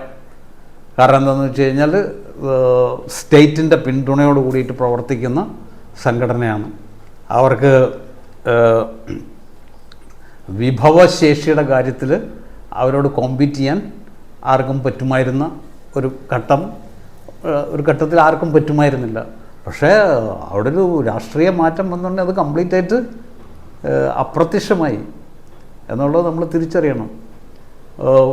ഫ്രാൻസിലെ യുവജന സംഘടന കാണിക്കുന്ന അവരുടെ പ്രവർത്തന രീതി, അവരുടെ സാംസ്കാരിക രംഗത്തെ അവരുടെ ഇടപെടൽ, ഇതൊക്കെ വളരെ വ്യത്യസ്തമായിട്ടുള്ള ഒന്നാണ്. ഗ്രീസിലെ യുവജന സംഘടനകൾ, ഗ്രീസിലെ കമ്മ്യൂണിസ്റ്റ് യൂത്ത് എന്ന് പറയുന്നത് വളരെ പവർഫുള്ളായിട്ടുള്ള സംഘടനകളായിരുന്നു അന്നത്തെ കാലത്ത്. പക്ഷേ രാഷ്ട്രീയ മാറ്റങ്ങൾ വരുമ്പോൾ അതിന് വിത്ത്സ്റ്റാൻഡ് ചെയ്യാൻ അവർക്ക് പലർക്കും കഴിഞ്ഞിട്ടില്ല എന്നുള്ളതാണ്. അപ്പോൾ നമ്മൾ കാണേണ്ട എന്താണെന്ന് വെച്ച് കഴിഞ്ഞാൽ, ഇപ്പോൾ ഉദാഹരണം ഏറ്റവും പുതിയൊരു ഉദാഹരണം എടുത്ത് നോക്കുക. ഈ കഴിഞ്ഞ 14-ാം തീയതിയാണ് ശ്രീലങ്കയിൽ തിരഞ്ഞെടുപ്പ് നടന്നത്. ശ്രീലങ്കയിൽ എനിക്ക് പരിചയമുള്ള ലോക ജനാധിപത്യ യുവജന ഫെഡറേഷനിൽ അംഗങ്ങളായിരുന്ന ഒരുപാട് സംഘടനകളുണ്ട്. ആ സംഘടനകളൊന്നും ഇപ്പോൾ ഇല്ല. പക്ഷേ അവിടെ പുതിയൊരു രാഷ്ട്രീയ ശക്തി എമർജ് ചെയ്തു വന്നു. അത് ആ രാജ്യത്തെ വസ്തുനിഷ്ഠമായിട്ടുള്ള രാഷ്ട്രീയ സാഹചര്യങ്ങളുമായിട്ട് ബന്ധപ്പെട്ട വിഷയങ്ങളാണ്. ലോക ജനാധിപത്യ യുവജന ഫെഡറേഷൻ ഇപ്പോഴും പ്രവർത്തനക്ഷമമായിട്ട് നിലനിൽക്കുന്നുണ്ട്. ബുഡാപെസ്റ്റ് ആസ്ഥാനമായിട്ട് അതിൻ്റെ പ്രവർത്തനമുണ്ട്. ആ പ്രവർത്തനം എന്ന് പറയുമ്പോൾ ഞാൻ അതിൽ അംഗമായിരിക്കുമ്പോൾ ഉണ്ടായിരുന്ന സംഘടനയും ഇന്നത്തെ സംഘടനയും തമ്മിൽ വലിയ വ്യത്യാസമുണ്ട്. ഞാൻ അതിൽ അംഗമായിരിക്കുന്ന സമയത്ത് 45 രാജ്യങ്ങളിൽ നിന്നുള്ള പ്രതിനിധികൾ ഉൾപ്പെട്ടതായിരുന്നു അതിൻ്റെ ബ്യൂറോ, അതിൻ്റെ സെക്രട്ടേറിയറ്റ് എന്ന് പറയുന്നത്. അത് വളരെ വിപുലമായിട്ടുള്ള സംവിധാനങ്ങളോട് കൂടിയിട്ടുള്ള ഒരു ഹെഡ് ക്വാർട്ടേഴ്സായിരുന്നു. പക്ഷേ ഹംഗറിയിലെ രാഷ്ട്രീയ മാറ്റങ്ങൾ വന്ന ഉടനെ അത് പ്രതികൂലമായിട്ട് ബാധിച്ചു. ഇപ്പോൾ താരതമ്യേന ചെറിയൊരു സംവിധാനമാണ്. എസ്റ്റാബ്ലിഷ്മെൻ്റ് എന്ന് പറയുന്നത് ഒരു പരിമിതമായിട്ടുള്ള എസ്റ്റാബ്ലിഷ്മെൻ്റ് ആയിട്ടാണ് അത് പ്രവർത്തിക്കുന്നത്. അന്ന് ഈ സംഘടനയ്ക്ക് പ്രവർത്തിക്കാൻ ആവശ്യമായിട്ടുള്ള വിഭവശേഷി എന്ന് പറയുന്നത് സോവിയറ്റ് യൂണിയൻ അടക്കമുള്ള സോഷ്യലിസ്റ്റ് രാജ്യങ്ങളിലെ യുവജന സംഘടനകൾ നന്നായിട്ട് കോൺട്രിബ്യൂട്ട് ചെയ്തിരുന്നു. പണം നന്നായിട്ട് കോൺട്രിബ്യൂട്ട് ചെയ്തിരുന്നു. ഇന്ന് ആ സംഘടനകളൊന്നുമില്ല. നിങ്ങളുടെ അംഗസംഘടനകൾ ശോഷിച്ചു പോയി കഴിഞ്ഞാൽ പിന്നെ അതിൻ്റെ അംബ്രല ഓർഗനൈസേഷനായിട്ട് പ്രവർത്തിക്കുന്ന സംഘടനയുടെ വിഭവശേഷിയും അത് വളരെ ഗൗരവമായിട്ട് ബാധിക്കും. അല്ല, ലോക കമ്മ്യൂണിസ്റ്റ് പ്രസ്ഥാനത്തിന് എന്താണ് സംഭവിച്ചതെന്ന് പറഞ്ഞു കഴിഞ്ഞാൽ കമ്മ്യൂണിസ്റ്റ് പാർട്ടികൾ ഒരു ലോകത്തൊരു സോഷ്യലിസ്റ്റ് വ്യവസ്ഥിതി സൃഷ്ടിക്കുക എന്ന ലക്ഷ്യത്തോടു കൂടിയിട്ടാണ് പ്രവർത്തിക്കുന്നത്. പക്ഷേ അതിനകത്ത് പല പ്രശ്നങ്ങളും അവർക്ക് അഭിമുഖീകരിക്കേണ്ടി വന്നിട്ടുണ്ട്. ഞാൻ ഹംഗറിയിലെത്തുമ്പോൾ അന്ന് ഇന്ത്യയിൽ ടെലിവിഷൻ സംവിധാനം ചിലപ്പോൾ മുരുകൻ ഓർമ്മയുണ്ടാവും. വൈകുന്നേരം കുറച്ച് നേരമാണുള്ളത്. ഒരു 6 മണി മുതൽ 8 മണി വരെ 9 മണി വരെയൊക്കെ മാത്രമേ ടെലിവിഷൻ പ്രവർത്തിച്ചിരുന്നുള്ളൂ. ഹംഗറിയിലും അങ്ങനെ തന്നെ ആയിരുന്നു ടെലിവിഷൻ പ്രവർത്തിച്ചിരുന്നത്. നമ്മുടെ ഇവിടെ ആണെങ്കിൽ നമുക്ക് ഇംഗ്ലീഷും കൂടെ കേൾക്കാൻ പറ്റും, അല്ലെങ്കിൽ ഹിന്ദി നമുക്ക് മനസ്സിലാവും.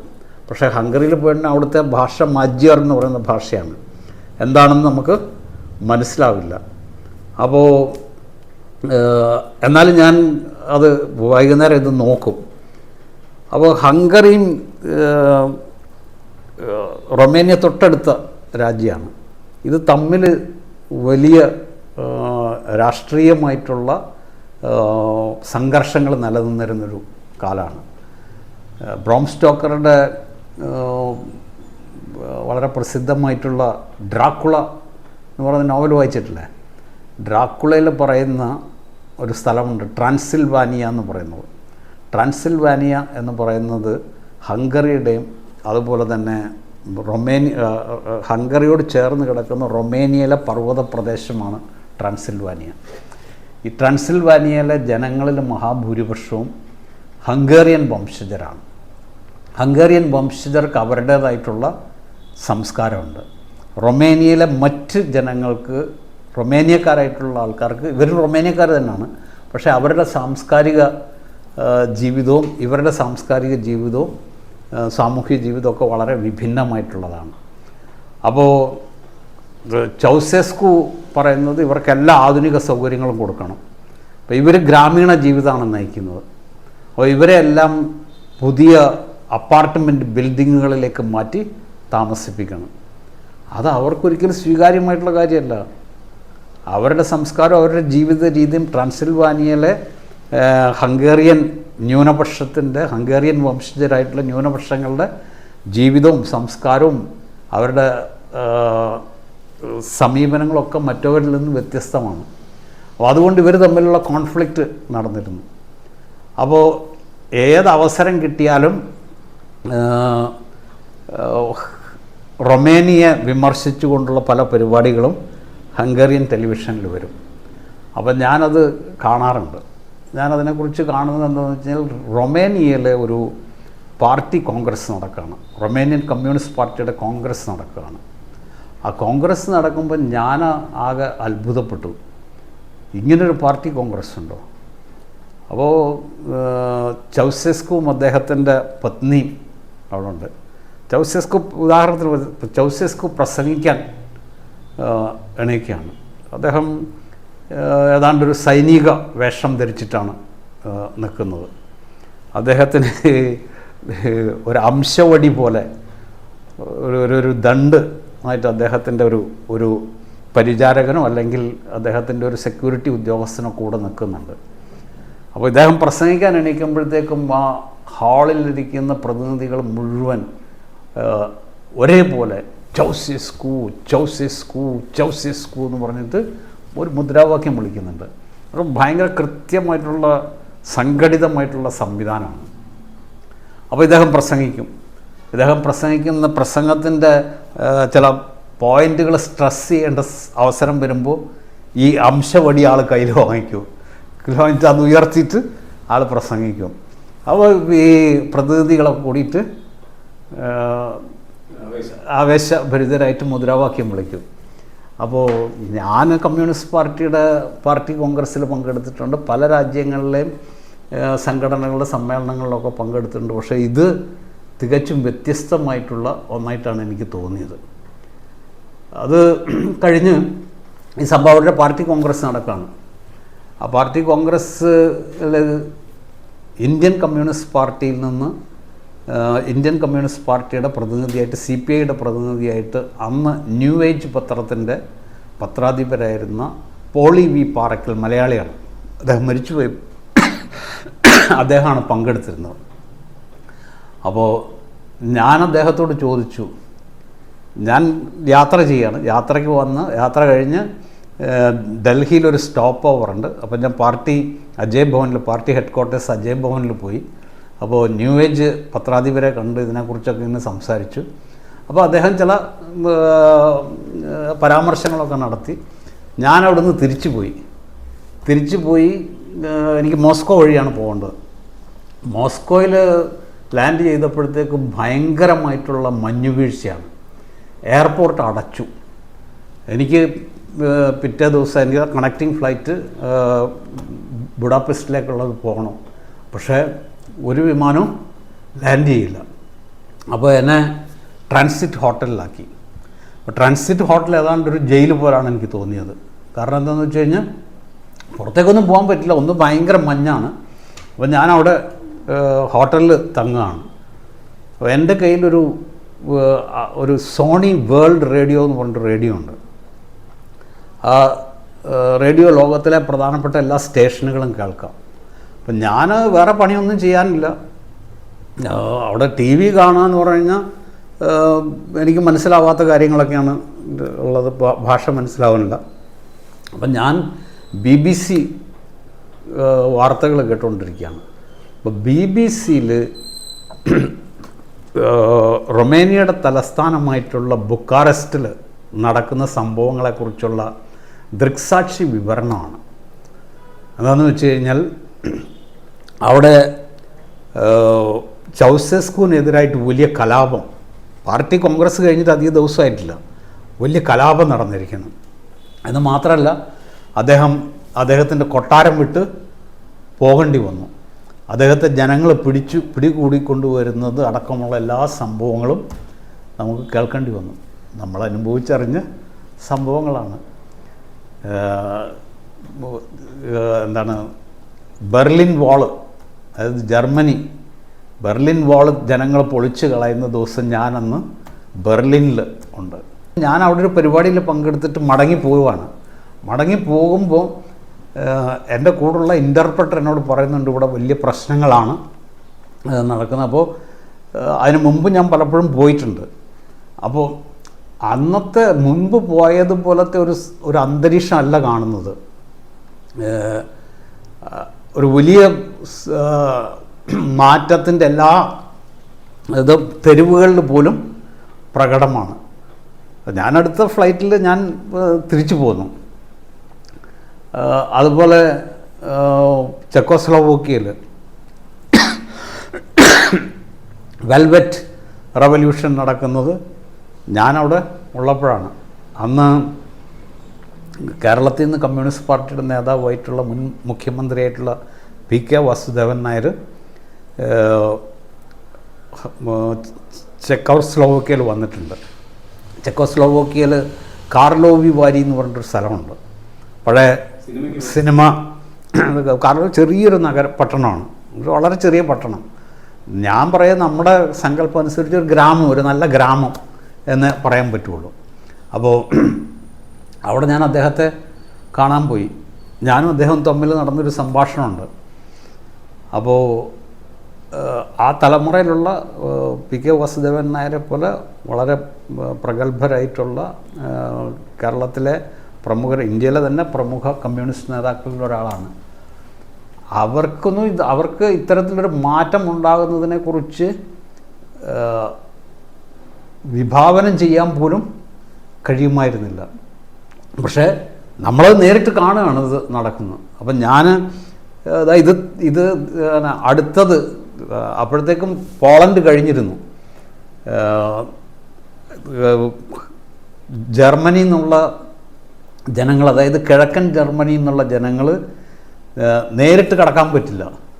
അപ്പോൾ അവർ ചെക്കോസ്ലോവാക്യ വഴി ഹംഗറിയിൽ കൂടെ കടന്ന് ഓസ്ട്രിയ വഴി പടിഞ്ഞാറൻ ജർമ്മനിയിലേക്ക് പോവുകയാണ്.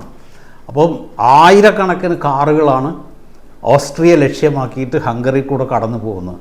ഇത് ദിവസവും നമ്മൾ കണ്ടുകൊണ്ടിരിക്കുകയാണ്. അപ്പോൾ ഇത് പറഞ്ഞാൽ PKവിക്ക് അത് ഉൾക്കൊള്ളാൻ ബുദ്ധിമുട്ടാണ്. അവരെ കുറ്റപ്പെടുത്തിയിട്ട് കാര്യമില്ല. അവരുടെ സങ്കല്പങ്ങൾക്ക് ഒരിക്കലും ഇങ്ങനൊരു സംഭവം നടക്കുമെന്ന് അവർ പ്രതീക്ഷിച്ചിരുന്നില്ല. ഞാൻ നേരത്തെ സൂചിപ്പിച്ചല്ലോ, ഞാൻ ഇപ്പോൾ കമ്മ്യൂണിസ്റ്റ് പാർട്ടിയിൽ പ്രവർത്തിക്കാൻ തുടങ്ങിയിട്ട് 48 വർഷമായി.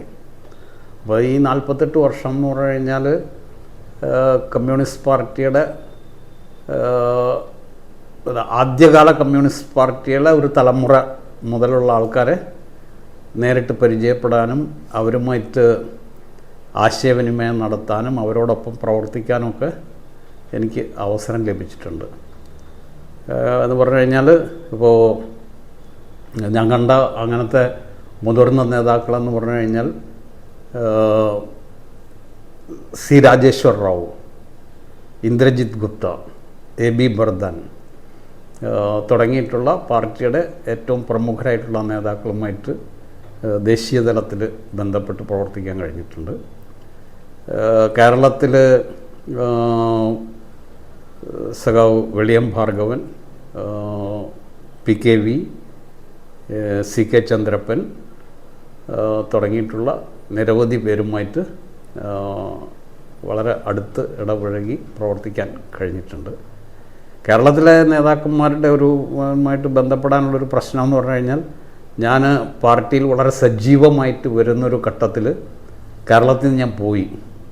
എന്ന് പറഞ്ഞു കഴിഞ്ഞാൽ ഞാൻ 76-ലാണ് പാർട്ടിയിൽ വരുന്നത്.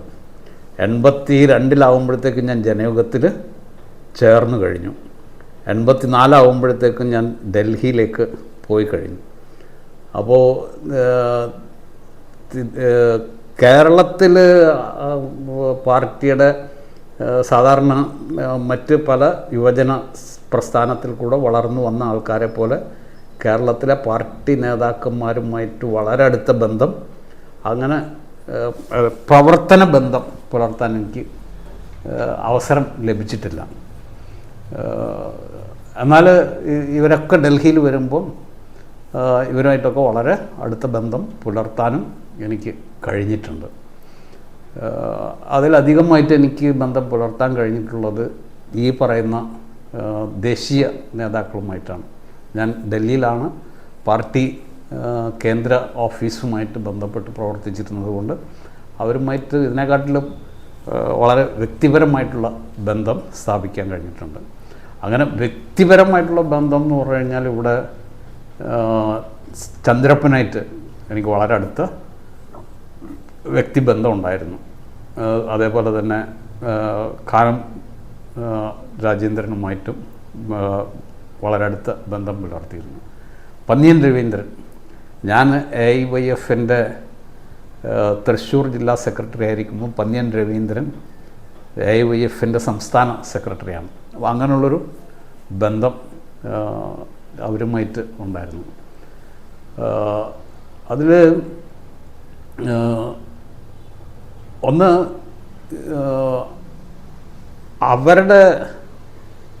അവർ കമ്മ്യൂണിസ്റ്റ് പാർട്ടിയിൽ പ്രവർത്തിച്ചു വന്ന കാലവും അത് കഴിഞ്ഞിട്ടൊരു 90കളിൽ വന്നിട്ടുള്ള എൻ്റെ പൊളിറ്റിക്കൽ ലൈഫിൽ ഏറ്റവും ആക്റ്റീവായിട്ടുള്ള പീരീഡ് എന്ന് പറയുന്നത് 90കൾക്ക് ശേഷമുള്ള ഇതാണ്. ആ 90കൾക്ക് ശേഷമുള്ള സംഭവം എന്ന് പറഞ്ഞു കഴിഞ്ഞാൽ കേരളത്തിലെയും ഇന്ത്യയിലെയും ലോകത്തിലെയും കമ്മ്യൂണിസ്റ്റ് പ്രസ്ഥാനം വലിയ മാറ്റങ്ങൾക്ക് വിധേയമായിട്ടുള്ള ഒരു കാലമാണ്. അത് ഈ മുതിർന്ന നേതാക്കന്മാർ, ആ കാലഘട്ടത്തിലെ മുതിർന്ന നേതാക്കന്മാരെ സംബന്ധിച്ചിടത്തോളം ഭയങ്കര വെല്ലുവിളികൾ നിറഞ്ഞിട്ടുള്ളൊരു കാലമായിരുന്നു. അത് പലർക്കും അത് ഉൾക്കൊള്ളാൻ തന്നെ, ഈ മാറ്റം ഉൾക്കൊള്ളാൻ തന്നെ കഴിയുമായിരുന്നില്ല. ഞാൻ ഇവരുടെ ആ കാലഘട്ടത്തിലുണ്ടായിരുന്ന അവരുടെ സമകാലികനായിട്ടുള്ള വേറൊരു നേതാവുമായിട്ട് അദ്ദേഹം ഹംഗറിയിലുണ്ടായിരുന്നു. KC മാത്യു എന്ന് പേര് കേട്ടിട്ടില്ലേ? KC മാത്യു സാർ, അതായത് ഇടപ്പള്ളി പോലീസ് സ്റ്റേഷൻ ആക്രമണ കേസിലെ 1ാം പ്രതിയായിട്ടുള്ള KC മാത്യു സാറ്. അദ്ദേഹം transport international, world federation of trade യൂണിയൻസിൻ്റെ വിവിധ വിഭാഗങ്ങളുണ്ട്. അതിൽ ട്രാൻസ്പോർട്ട് തൊഴിലാളികൾക്ക് വേണ്ടി ട്രാൻസ്പോർട്ട് ഇൻ്റർനാഷണൽ എന്ന് പറഞ്ഞിട്ട് ഒരു വിഭാഗമുണ്ട്. അതിൻ്റെ ആസ്ഥാനം ഹംഗറിയിലായിരുന്നു. അപ്പോൾ അവിടെ വെച്ച് ആണ്. അതിനു മുമ്പ് ഞാൻ KC മാത്യു സാറിനെ അറിയും, പക്ഷേ KC മാത്യു സാറിനെ വളരെ അടുത്തറിയാൻ എനിക്ക് കഴിഞ്ഞത് അവിടെ വെച്ചാണ്. അപ്പോൾ KC മാത്യു സാറും ഇവരും തമ്മിൽ ഞാൻ ചിലപ്പോൾ താരതമ്യപ്പെടുത്തും. കാരണം എന്താണെന്ന് വെച്ച് കഴിഞ്ഞാൽ ഈ നേതാക്കന്മാരിൽ പലരും വിദേശ യാത്രകൾക്ക് വരുമ്പോൾ സോവിയറ്റ് യൂണിയനോ അല്ലെങ്കിൽ കിഴക്കൻ യൂറോപ്പിലെ സോഷ്യലിസ്റ്റ് രാജ്യങ്ങളൊക്കെ കാണുന്നത് അവർ അതിഥികളായിട്ട് വന്നിട്ടാണ്. ഒരു ആതിഥേയൻ സ്വീകരിക്കുന്നതും പരിചരിക്കുന്നതും ഒരാൾ ആ രാജ്യത്ത് പോയി താമസിക്കുന്നതും വളരെ വിഭിന്നമായിട്ടുള്ള അനുഭവങ്ങളാണ് നമുക്ക് തരിക. എനിക്ക് തോന്നുന്നത് നമ്മുടെ നേതാക്കന്മാരുടെ ഒരു വലിയ പങ്ക് ആൾക്കാർക്കും പറ്റിയിട്ടുള്ളൊരു വലിയ പ്രശ്നം എന്താണെന്ന് വെച്ച് കഴിഞ്ഞാൽ, അതിപ്പോൾ ആർക്ക് വേണമെങ്കിലും സംഭവിക്കാവുന്നതാണ്.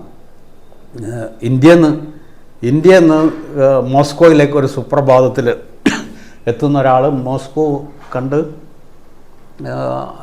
അവിടെ ഈ പറയുന്ന സംഭവങ്ങളൊക്കെ ഉണ്ട് എന്ന് പറഞ്ഞാൽ എല്ലാവർക്കും തൊഴിലുണ്ട്, മാന്യമായിട്ടുള്ള ജീവിത സാഹചര്യങ്ങൾ അവിടെ ഉണ്ട്. അത് സോഷ്യലിസമാണ്, അവരുടെ മുമ്പിൽ പ്രകടമാവുന്ന ഒരു സോഷ്യലിസം ഉണ്ട്.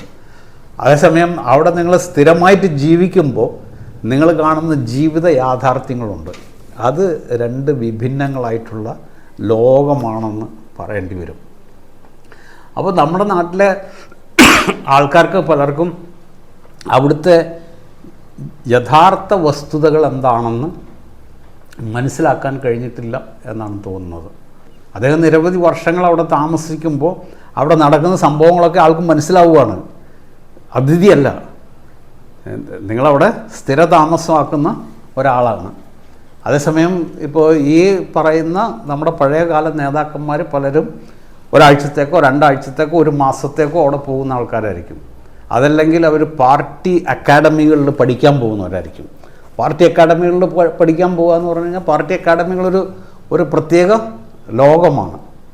ആ ലോകവും അവിടുത്തെ ദൈനംദിന ജീവിതവും നമുക്കൊരിക്കലും താരതമ്യം ചെയ്യാൻ പറ്റില്ല. എന്താണ് അവരുടെ പ്രശ്നങ്ങൾ എന്നുള്ളത് തിരിച്ചറിയാൻ ഭയങ്കരമായിട്ട് ബുദ്ധിമുട്ടുണ്ട്. അദ്ദേഹം അത് പറയാറുണ്ട്. ഇപ്പോൾ നമുക്ക് ഇപ്പോൾ ഞാൻ ഒരു ഉദാഹരണം പറയാം. നിങ്ങൾ സോഷ്യലിസ്റ്റ് രാജ്യങ്ങൾ, അത് കിഴക്കൻ യൂറോപ്പിലെ സോഷ്യലിസ്റ്റ് രാജ്യങ്ങളും അതുപോലെ തന്നെ സോവിയറ്റ് യൂണിയനും ഹംഗറിയുമായിട്ടൊരു താരതമ്യ പഠനം നടത്തിയാൽ നിങ്ങൾക്ക് മനസ്സിലാവും. ഹംഗറിയെക്കുറിച്ച് അവർ പറയുകയെന്ന് വെച്ചാൽ ഗുലാഷ് സോഷ്യലിസം എന്നാണ് പറയുക. ഗുലാഷ് എന്ന് പറഞ്ഞ ഒരു സൂപ്പാണ്.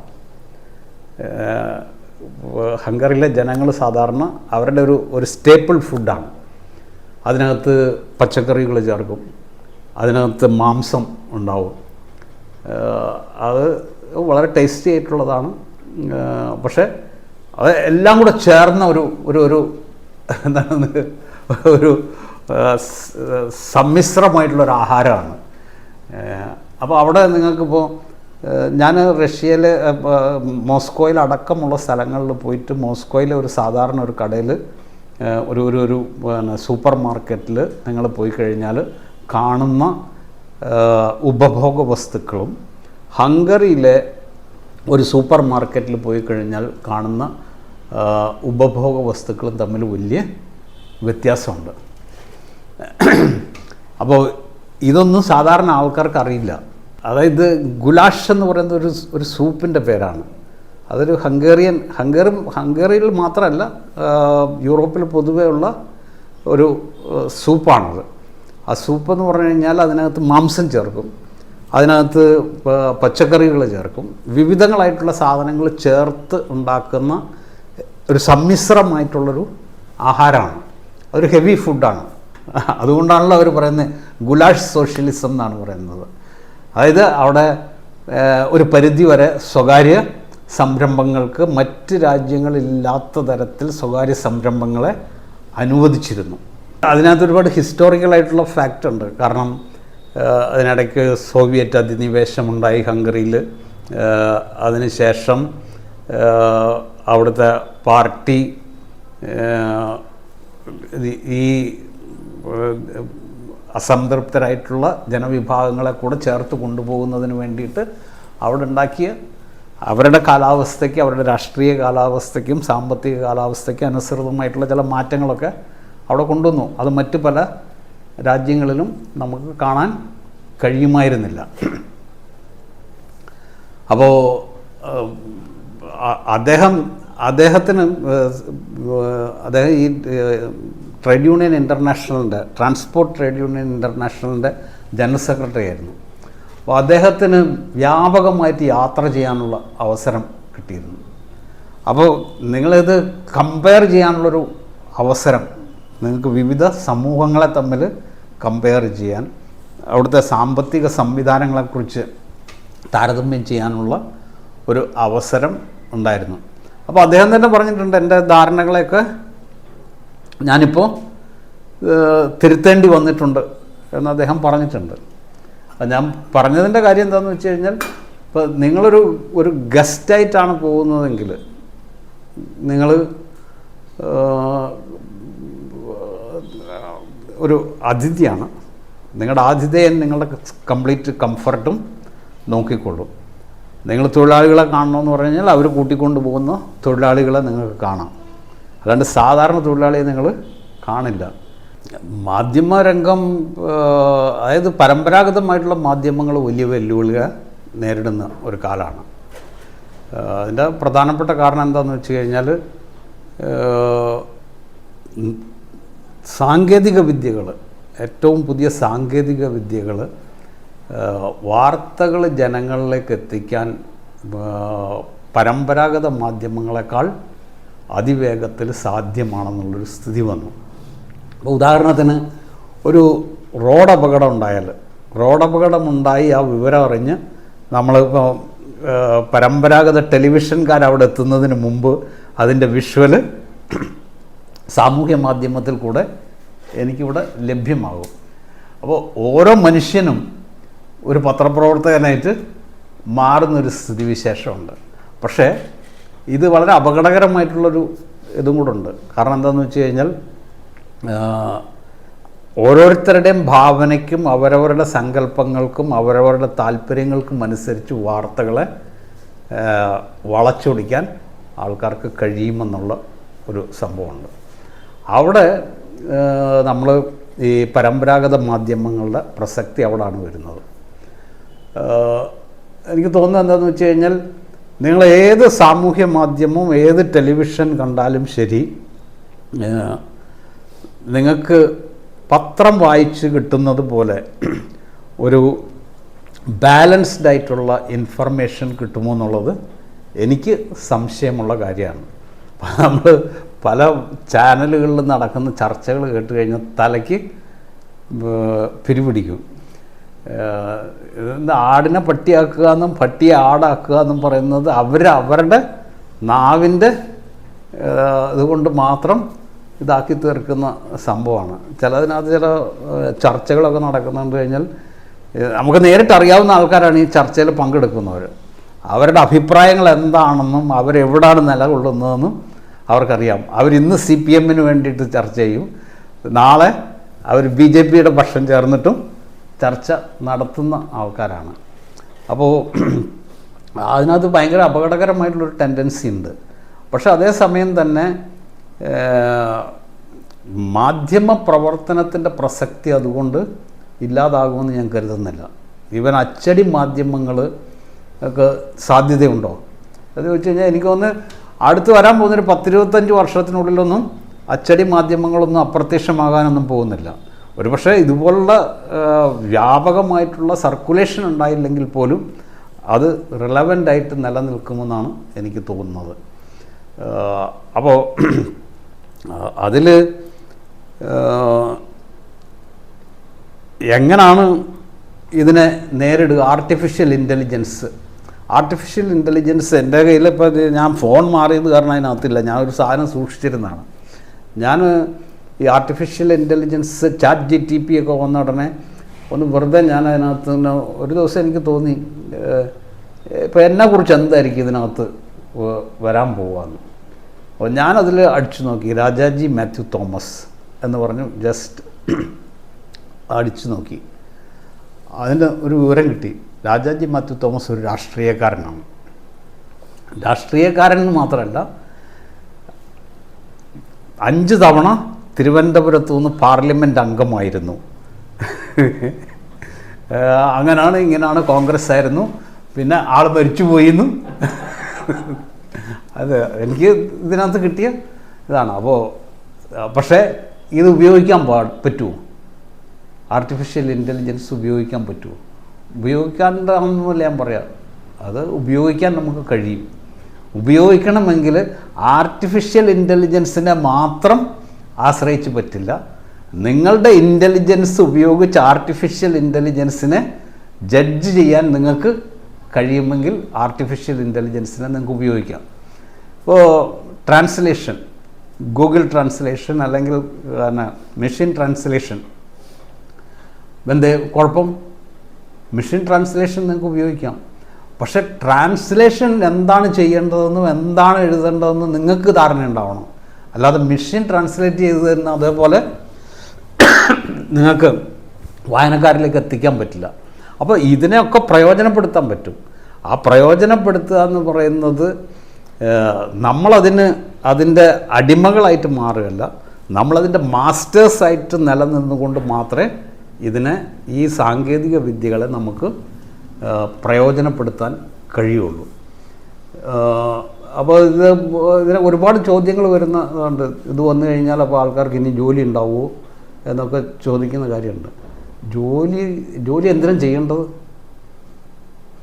ഞാൻ പറയുന്നതെന്ന് വെച്ച് കഴിഞ്ഞാൽ മനുഷ്യൻ ഇനി ഒരുപാട് ജോലി ചെയ്യേണ്ട കാര്യമില്ല. മനുഷ്യനാവാനാണ് ഇപ്പോൾ ഏറ്റവും വലിയ ബുദ്ധിമുട്ട്. ഒരു മനുഷ്യനെ മനുഷ്യനാക്കി മാറ്റുക എന്ന് പറയുന്നൊരു പ്രക്രിയ വലിയ പ്രശ്നമാണ്. പഠനം എന്ന് പറഞ്ഞാൽ പണ്ട് 10ാം ക്ലാസ് കഴിഞ്ഞാൽ പഠനം കഴിഞ്ഞു. ഇപ്പോൾ അതല്ല. ഇപ്പോൾ നിങ്ങൾക്ക് ഓരോ ദിവസവും വരുന്ന ഏറ്റവും ശാസ്ത്ര സാങ്കേതിക രംഗത്ത് വരുന്ന എല്ലാ അഡ്വാൻസ്ഡ് ആയിട്ടുള്ള എല്ലാ സംഭവങ്ങളും അനുദിനം നവീകരിച്ചു കൊണ്ടിരിക്കണം എന്ന് പറഞ്ഞാൽ പഠിക്കലാണ് ഇപ്പം മനുഷ്യൻ്റെ ഏറ്റവും വലിയ കാര്യം. അവന് ഏറ്റവും അധികം അധ്വാനം ചെലുത്തേണ്ടി വരുന്നത് പഠിക്കാൻ വേണ്ടിയിട്ടാണ്. പിന്നെ നിങ്ങളുടെ കയ്യിലുള്ള ഉപകരണങ്ങൾ പിന്നെ നിങ്ങൾക്ക് നന്നായിട്ട് ഉപയോഗിക്കാൻ പറ്റും. അങ്ങനെയുള്ളൊരു ഇതിലേക്ക് വരണം. മാറ്റം സാധ്യം എന്ന് പറഞ്ഞു കഴിഞ്ഞാൽ അപ്പോൾ ഈ മാറ്റത്തിൻ്റെ ഒക്കെ കേന്ദ്രത്തിൽ മനുഷ്യനെ കാണണം. അവിടാണ് പ്രശ്നം. മനുഷ്യനെന്ന് പറഞ്ഞാൽ മനുഷ്യനെ മാത്രം കാണാനല്ല, നമ്മളെല്ലാത്തിനെയും കാണണം. പക്ഷേ എല്ലാത്തിനെയും ഉൾക്കൊള്ളാൻ കഴിയുന്നത് മനുഷ്യനാണ്, മെഷീനല്ല. അപ്പോൾ മെഷീൻ്റെ മാസ്റ്ററായിട്ട് മനുഷ്യന് തുടരാൻ കഴിയുമോ എന്നുള്ളതാണ് വെല്ലുവിളി. അങ്ങനെയാണെങ്കിൽ ഈ സംവിധാനങ്ങളെയൊക്കെ നമുക്ക് നന്നായിട്ട് പ്രയോജനപ്പെടുത്തി മുന്നോട്ട് പോകാൻ കഴിയുമെന്നാണ് എനിക്ക് തോന്നുന്നത്. എൻ്റെ അപ്പച്ചൻ്റെ പേര് തോമസ് എന്നാണ്. അപ്പച്ചൻ ഇപ്പോൾ മരിച്ചുപോയി. ആൾ 4-5 വർഷം മുമ്പാണ്, 88 വയസ്സിലാണ് മരിച്ചത്. അപ്പച്ചൻ്റെ ശരിക്കുള്ള നാടെന്ന് പറയുന്നത് പത്തനംതിട്ട ജില്ലയിൽ കൂടൽ എന്ന് പറയുന്ന സ്ഥലത്താണ്. അപ്പച്ചൻ TK തോമസ് എന്നാണ് പേര്. തെങ്ങുവിളയിൽ കുര്യൻ തോമസ് എന്നാണ് അദ്ദേഹത്തിൻ്റെ ചെറുപ്പകാലത്ത് 10ാം ക്ലാസ് വരെ പഠിച്ചിട്ടുള്ളൂ. അപ്പോൾ അവിടെ അന്ന് റബ്ബർ എസ്റ്റേറ്റിൽ ജോലി ലഭിച്ചു. അപ്പോൾ ആൾ പറയാറുണ്ട് അന്ന് ബാങ്കിലൊക്കെ ജോലി കിട്ടുമായിരുന്നു, പക്ഷേ അതിനെക്കാട്ടി കൂടുതൽ ശമ്പളം എസ്റ്റേറ്റിൽ അന്നുണ്ടായിരുന്നു. അപ്പോൾ അതുകൊണ്ടാണ് എസ്റ്റേറ്റിൽ അപ്പോൾ എസ്റ്റേറ്റിൽ ഒരു ഫ്യൂഡൽ സംവിധാനങ്ങളൊക്കെ ഉണ്ട്. ആൾക്കാർക്ക് ജോലി എന്താണ് നിങ്ങളുടെ വീട്ടിലെ ജോലിക്ക് തൊഴിലാളികളെ കിട്ടും, താമസിക്കാൻ ബംഗ്ലാവുകളുണ്ട്, അങ്ങനെയുള്ള സംവിധാനങ്ങളൊക്കെ ഉള്ളതുകൊണ്ട് ആൾ അതിലേക്ക് പോയി. അമ്മച്ചിയുടെ നാട് ശരിക്ക് അവരുടെ ഒറിജിൻ എന്ന് പറയുന്നത് കോഴഞ്ചേരിയിലാണ്, അതും പത്തനംതിട്ട ജില്ലയിലാണ്. പക്ഷേ ഞങ്ങൾ ഏതാണ്ട് ഞാനൊരു 10ാം ക്ലാസ്സിൽ പഠിക്കുന്ന കാലം മുതൽ തൃശ്ശൂർ സെറ്റിൽ ചെയ്തു.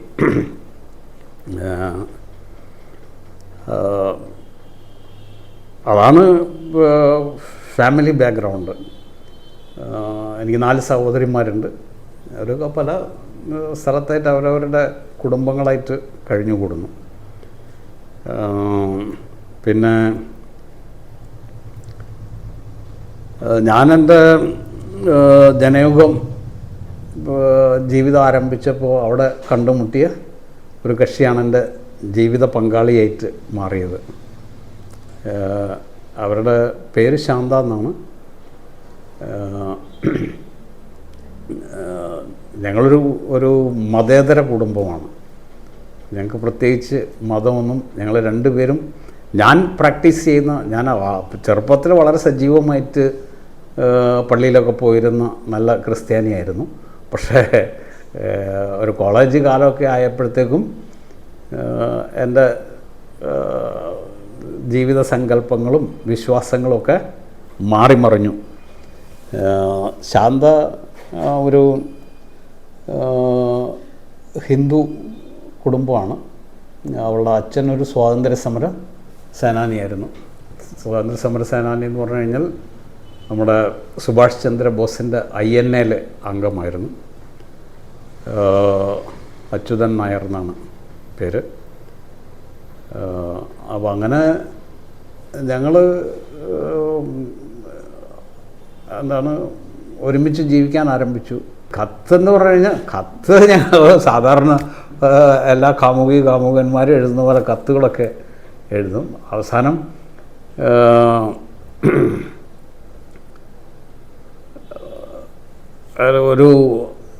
ഒരു പാർട്ട്ണർ വേണമെന്ന് തീരുമാനിച്ചിട്ട് ഞാൻ കത്തല്ല, ഞാൻ അവൾക്കൊരു ടെലിഗ്രാം അയച്ചു.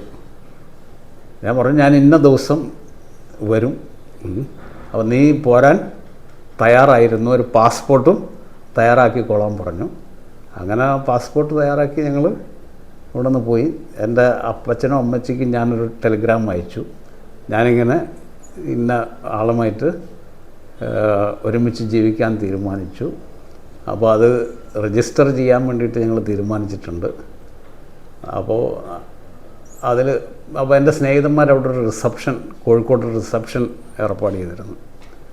അപ്പോൾ ആ റിസപ്ഷനിൽ പങ്കെടുക്കാം, എത്തണമെന്ന് പറഞ്ഞു. അവർ വന്നില്ല. അപ്പോൾ കുഴപ്പമില്ല. പിന്നീട് അവരുടെ വാർദ്ധക്യകാലത്ത് ശാന്ത തന്നെയാണ് അവരെ നോക്കിയിരുന്നത്. അപ്പോൾ എനിക്ക് 2 മക്കളുണ്ട്. അവരും മതമൊന്നുമില്ലാതെ പ്രത്യേകിച്ചൊരു വിശ്വാസത്തിലും ഇല്ലാത്ത ആൾക്കാരാണ്. മകളുടെ പേര് ദൂന മറിയ ഭാർഗവി എന്നാണ്. അപ്പോൾ ദൂന എന്ന് പറഞ്ഞാൽ ദാന്യൂബ് നദിയുടെ പേരാണ്. അപ്പോൾ അത് ഹംഗേറിയൻ സ്മരണയ്ക്ക് വേണ്ടിയിട്ടാണ് ആ പേര് ഇട്ടത്. മകൻ്റെ പേര് ചില്ലോഗ് തോമസ് അച്യുത് എന്നാണ്. മകള് അവളുടെ PhD കഴിഞ്ഞു. ഇപ്പോൾ ജോലിയൊന്നും കിട്ടിയിട്ടില്ല. എന്താണ് ഗസ്റ്റ് ലെക്ചറായിട്ട് ഇപ്പോൾ നെന്മാറ NSS കോളേജിൽ ഗസ്റ്റ് ലെക്ചറായിട്ട് പഠിപ്പിക്കുന്നുണ്ട്. മകൻ ജനയുഗത്തിൻ്റെ തൃശ്ശൂർ ബ്യൂറോയിൽ ഇപ്പോൾ റിപ്പോർട്ടറായിട്ട് വർക്ക് ചെയ്യുന്നു. ഇതാണ് കുടുംബത്തെക്കുറിച്ച് നസ്റുൽ ഇസ്ലാമിൻ്റെ ഒരു പുസ്തകം. അങ്ങനെ 3 പുസ്തകങ്ങൾ ഞാൻ ട്രാൻസ്ലേറ്റ് ചെയ്തിട്ടുണ്ട്. സ്ഥിരമായിട്ട് നമ്മൾ എഴുതുന്നുണ്ട്, പക്ഷെ പുസ്തകമായിട്ട് ഇതുവരെ എഴുതാൻ ശ്രമിച്ചിട്ടില്ല. അങ്ങനെ ഇപ്പോൾ പുസ്തകം എഴുതണമെന്ന് വലിയ വാശിയൊന്നുമില്ല.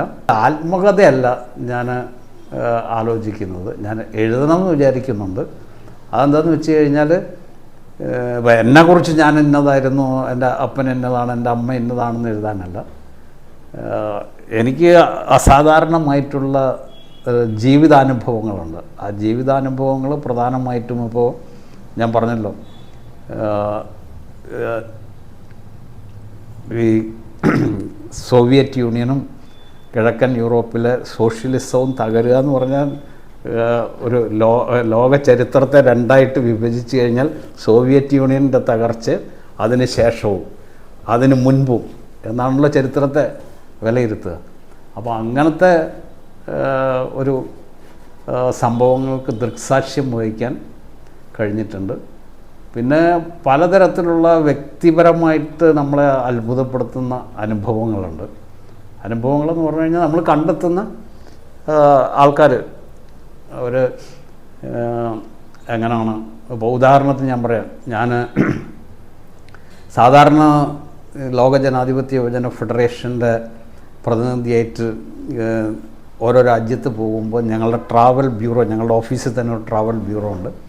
അവർ പറയും ഇന്ന രാജ്യത്ത് ഇന്ന സംവിധാനത്തിലായിരിക്കണം നിങ്ങൾ ജീവിക്കേണ്ടത്. അപ്പോൾ കുറച്ച് സൗകര്യമായിട്ട് ജീവിക്കാനൊക്കെയുള്ള ബഡ്ജറ്റൊക്കെ ഉണ്ടാവും. അപ്പോൾ ഞാൻ ഓസ്ട്രേലിയയിൽ നിരവധി തവണ പോയിട്ടുണ്ട്. ഒരിക്കൽ പോലും ഞാൻ ഹോട്ടലിൽ താമസിച്ചിട്ടില്ല. കാരണം അവിടുത്തെ സോഷ്യലിസ്റ്റ് യൂത്ത് ലീഗ് എന്ന് പറഞ്ഞിട്ടൊരു സംഘടനയുണ്ട്. അതിൻ്റെ ജനറൽ സെക്രട്ടറിയുടെ വീട്ടിൽ ആണ് അവരുടെ വീട്ടിൽ കൊണ്ടുപോയിട്ടാണ് താമസിപ്പിക്കുക. അപ്പോൾ അവരുടെ അച്ഛൻ ഒരു ട്രാവൽ ബ്യൂറോ നടത്തുന്നുണ്ട്, കോസ്റ്റ ട്രാവൽസ് എന്ന് പറഞ്ഞിട്ട്. അവരുടെ ചേച്ചിയുടെ ഭർത്താവ് CK ചന്ദ്രപ്പൻ്റെ സഹപ്രവർത്തകനായിരുന്നു. അവർ കുടുംബമായിട്ട് കമ്മ്യൂണിസ്റ്റ് മൂവ്മെൻറ്റുമായിട്ട് ബന്ധമുള്ള ആൾക്കാരാണ്. അപ്പോൾ അവരുടെ വീട്ടിലാണ് താമസിക്കുക. അപ്പോൾ ഇയാളുടെ ജീവിതം തന്നെ ഭയങ്കര രസകരമായിട്ടുള്ള ജീവിതമാണ്. അയാൾ സിപ്രിയോട്ടാണ്, സൈപ്രസ്സുകാരനാണ്, ഗ്രീക്ക് ഭാഷ സംസാരിക്കുന്ന സൈപ്രസ്സുകാരനാണ്. അയാളുടെ ഭാര്യയ്ക്ക് എഴുതാനും വായിക്കാനും ഒന്നും അറിയില്ല. അവരൊരു സിപ്രിയോട്ട് ഗ്രീക്കുകാരിയാണ്. ഇയാളവിടെ സിഡ്നി പോർട്ടിൽ തുറമുഖത്ത് ചുമട് എടുക്കുന്ന ഒരാളായിരുന്നു. ചുമടെടുത്ത് ആളുടെ നട്ടൽ പ്രശ്നമായി, വളരെ ചെറിയ പ്രായത്തിൽ തന്നെ. അപ്പോൾ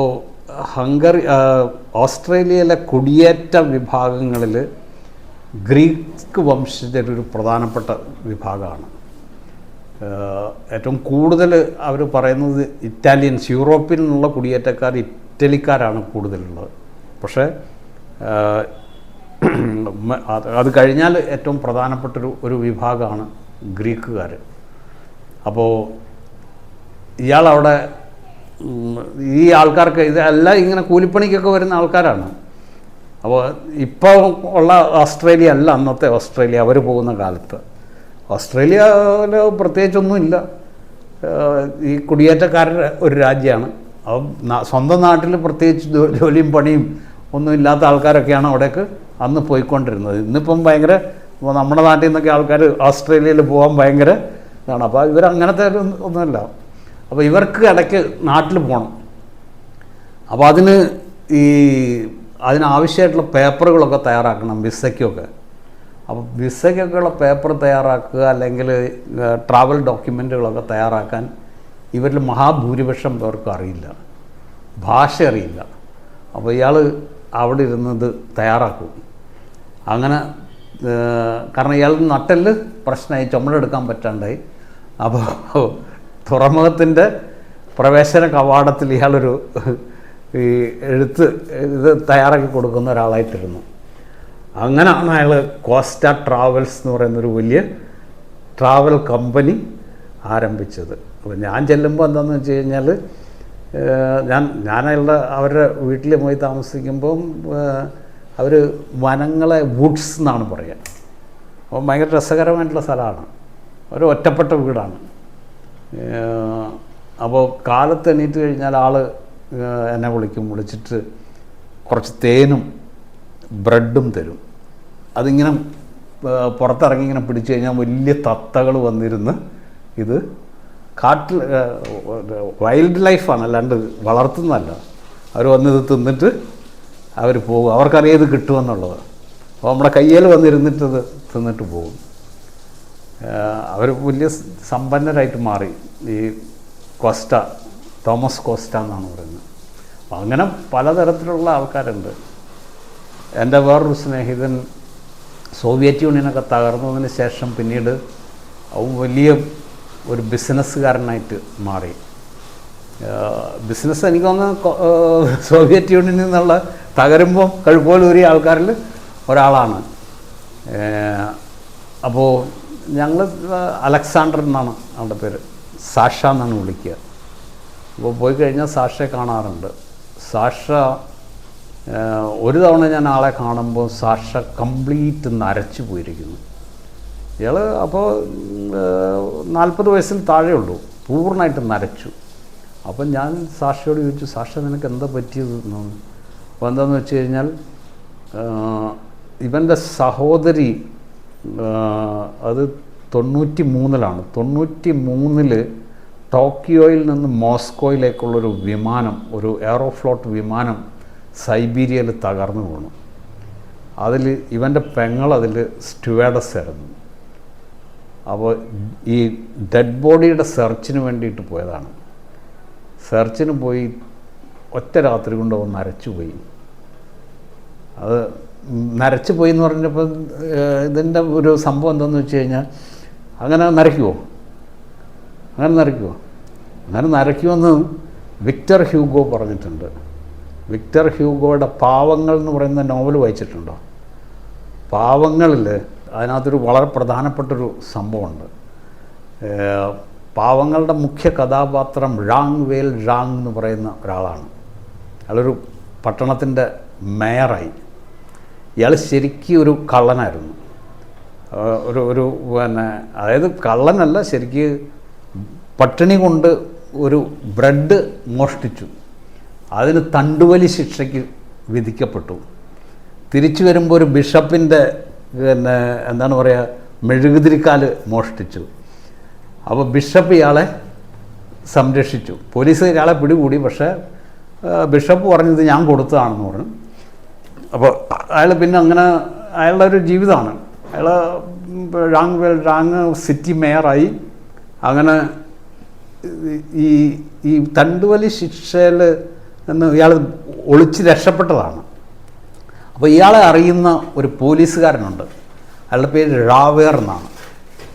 അപ്പോൾ ഒരു ദിവസം അതൊക്കെ വായിച്ചിട്ട് ഒരുപാട് വർഷങ്ങളായി, 40-40 വർഷം മുമ്പ് വായിച്ചതാണ്. അപ്പോൾ ഇയാളുടെ കുതിരവണ്ടി ഇങ്ങനെ വരുന്ന സമയത്ത് പോലീസ് ഇൻസ്പെക്ടർ റാവേറിൻ്റെ കുതിരവണ്ടി ഒരു ഗട്ടറിൽ വീണിട്ട് മുന്നോട്ടെടുക്കാൻ പറ്റാതെ നിൽക്കുകയാണ്. അപ്പോൾ അതോ വേറെ ആരുടെ എനിക്ക് കൃത്യമായിട്ട് ഓർമ്മ വരുന്നില്ല. അപ്പോൾ ഇയാൾ ഭയങ്കര കരുത്തനായിട്ടുള്ള ആളാണ്, ഈ ഴാങ് വേൽ ഴാങ്. അയാൾ ഇറങ്ങി ആ വീല് ആ ഗട്ടറിൽ നിന്ന് പൊന്തിച്ച് ആ വണ്ടിയെ കൊണ്ടുപോകും. അപ്പോൾ റാവേറിന് മനസ്സിലായി ഇത് അവനാണെന്ന്, ഴാങ് വേൽ ഴാങ് ആണെന്ന്. അപ്പം പിടിക്കപ്പെട്ടു. അപ്പോൾ അയാളുടെ മേയറുടെ ബംഗ്ലാവിൽ രാത്രിയിൽ എന്താണ് ഇനിയും ചെയ്യേണ്ടത്, നാളെ രാവേറെത്തും, അപ്പം ഇന്നും ഇവിടുന്ന് മുങ്ങിയില്ലെങ്കിൽ വീണ്ടും തണ്ടുവല ശിക്ഷയിലൊക്കെ പോകും. അങ്ങനെ ഒരൊറ്റ രാത്രി കൊണ്ട് ഴാങ്വേൽ ഴാങ്ങിൻ്റെ തലമുടി മുഴുവൻ നരച്ചു പോയി എന്നാണ്. ഇവൻ അതുപോലാണ്, ഇവൻ്റെ പെങ്ങളുടെ ഈ ബോഡി ഐഡൻറ്റിഫൈ ചെയ്യാൻ വേണ്ടിയിട്ട് തെരച്ചിലിന് പോയതാണ്. കംപ്ലീറ്റ് ആയിട്ട് നരച്ചു പോയി. അങ്ങനെ അങ്ങനെയുള്ള ഒരുപാട് സംഭവങ്ങളുണ്ട്.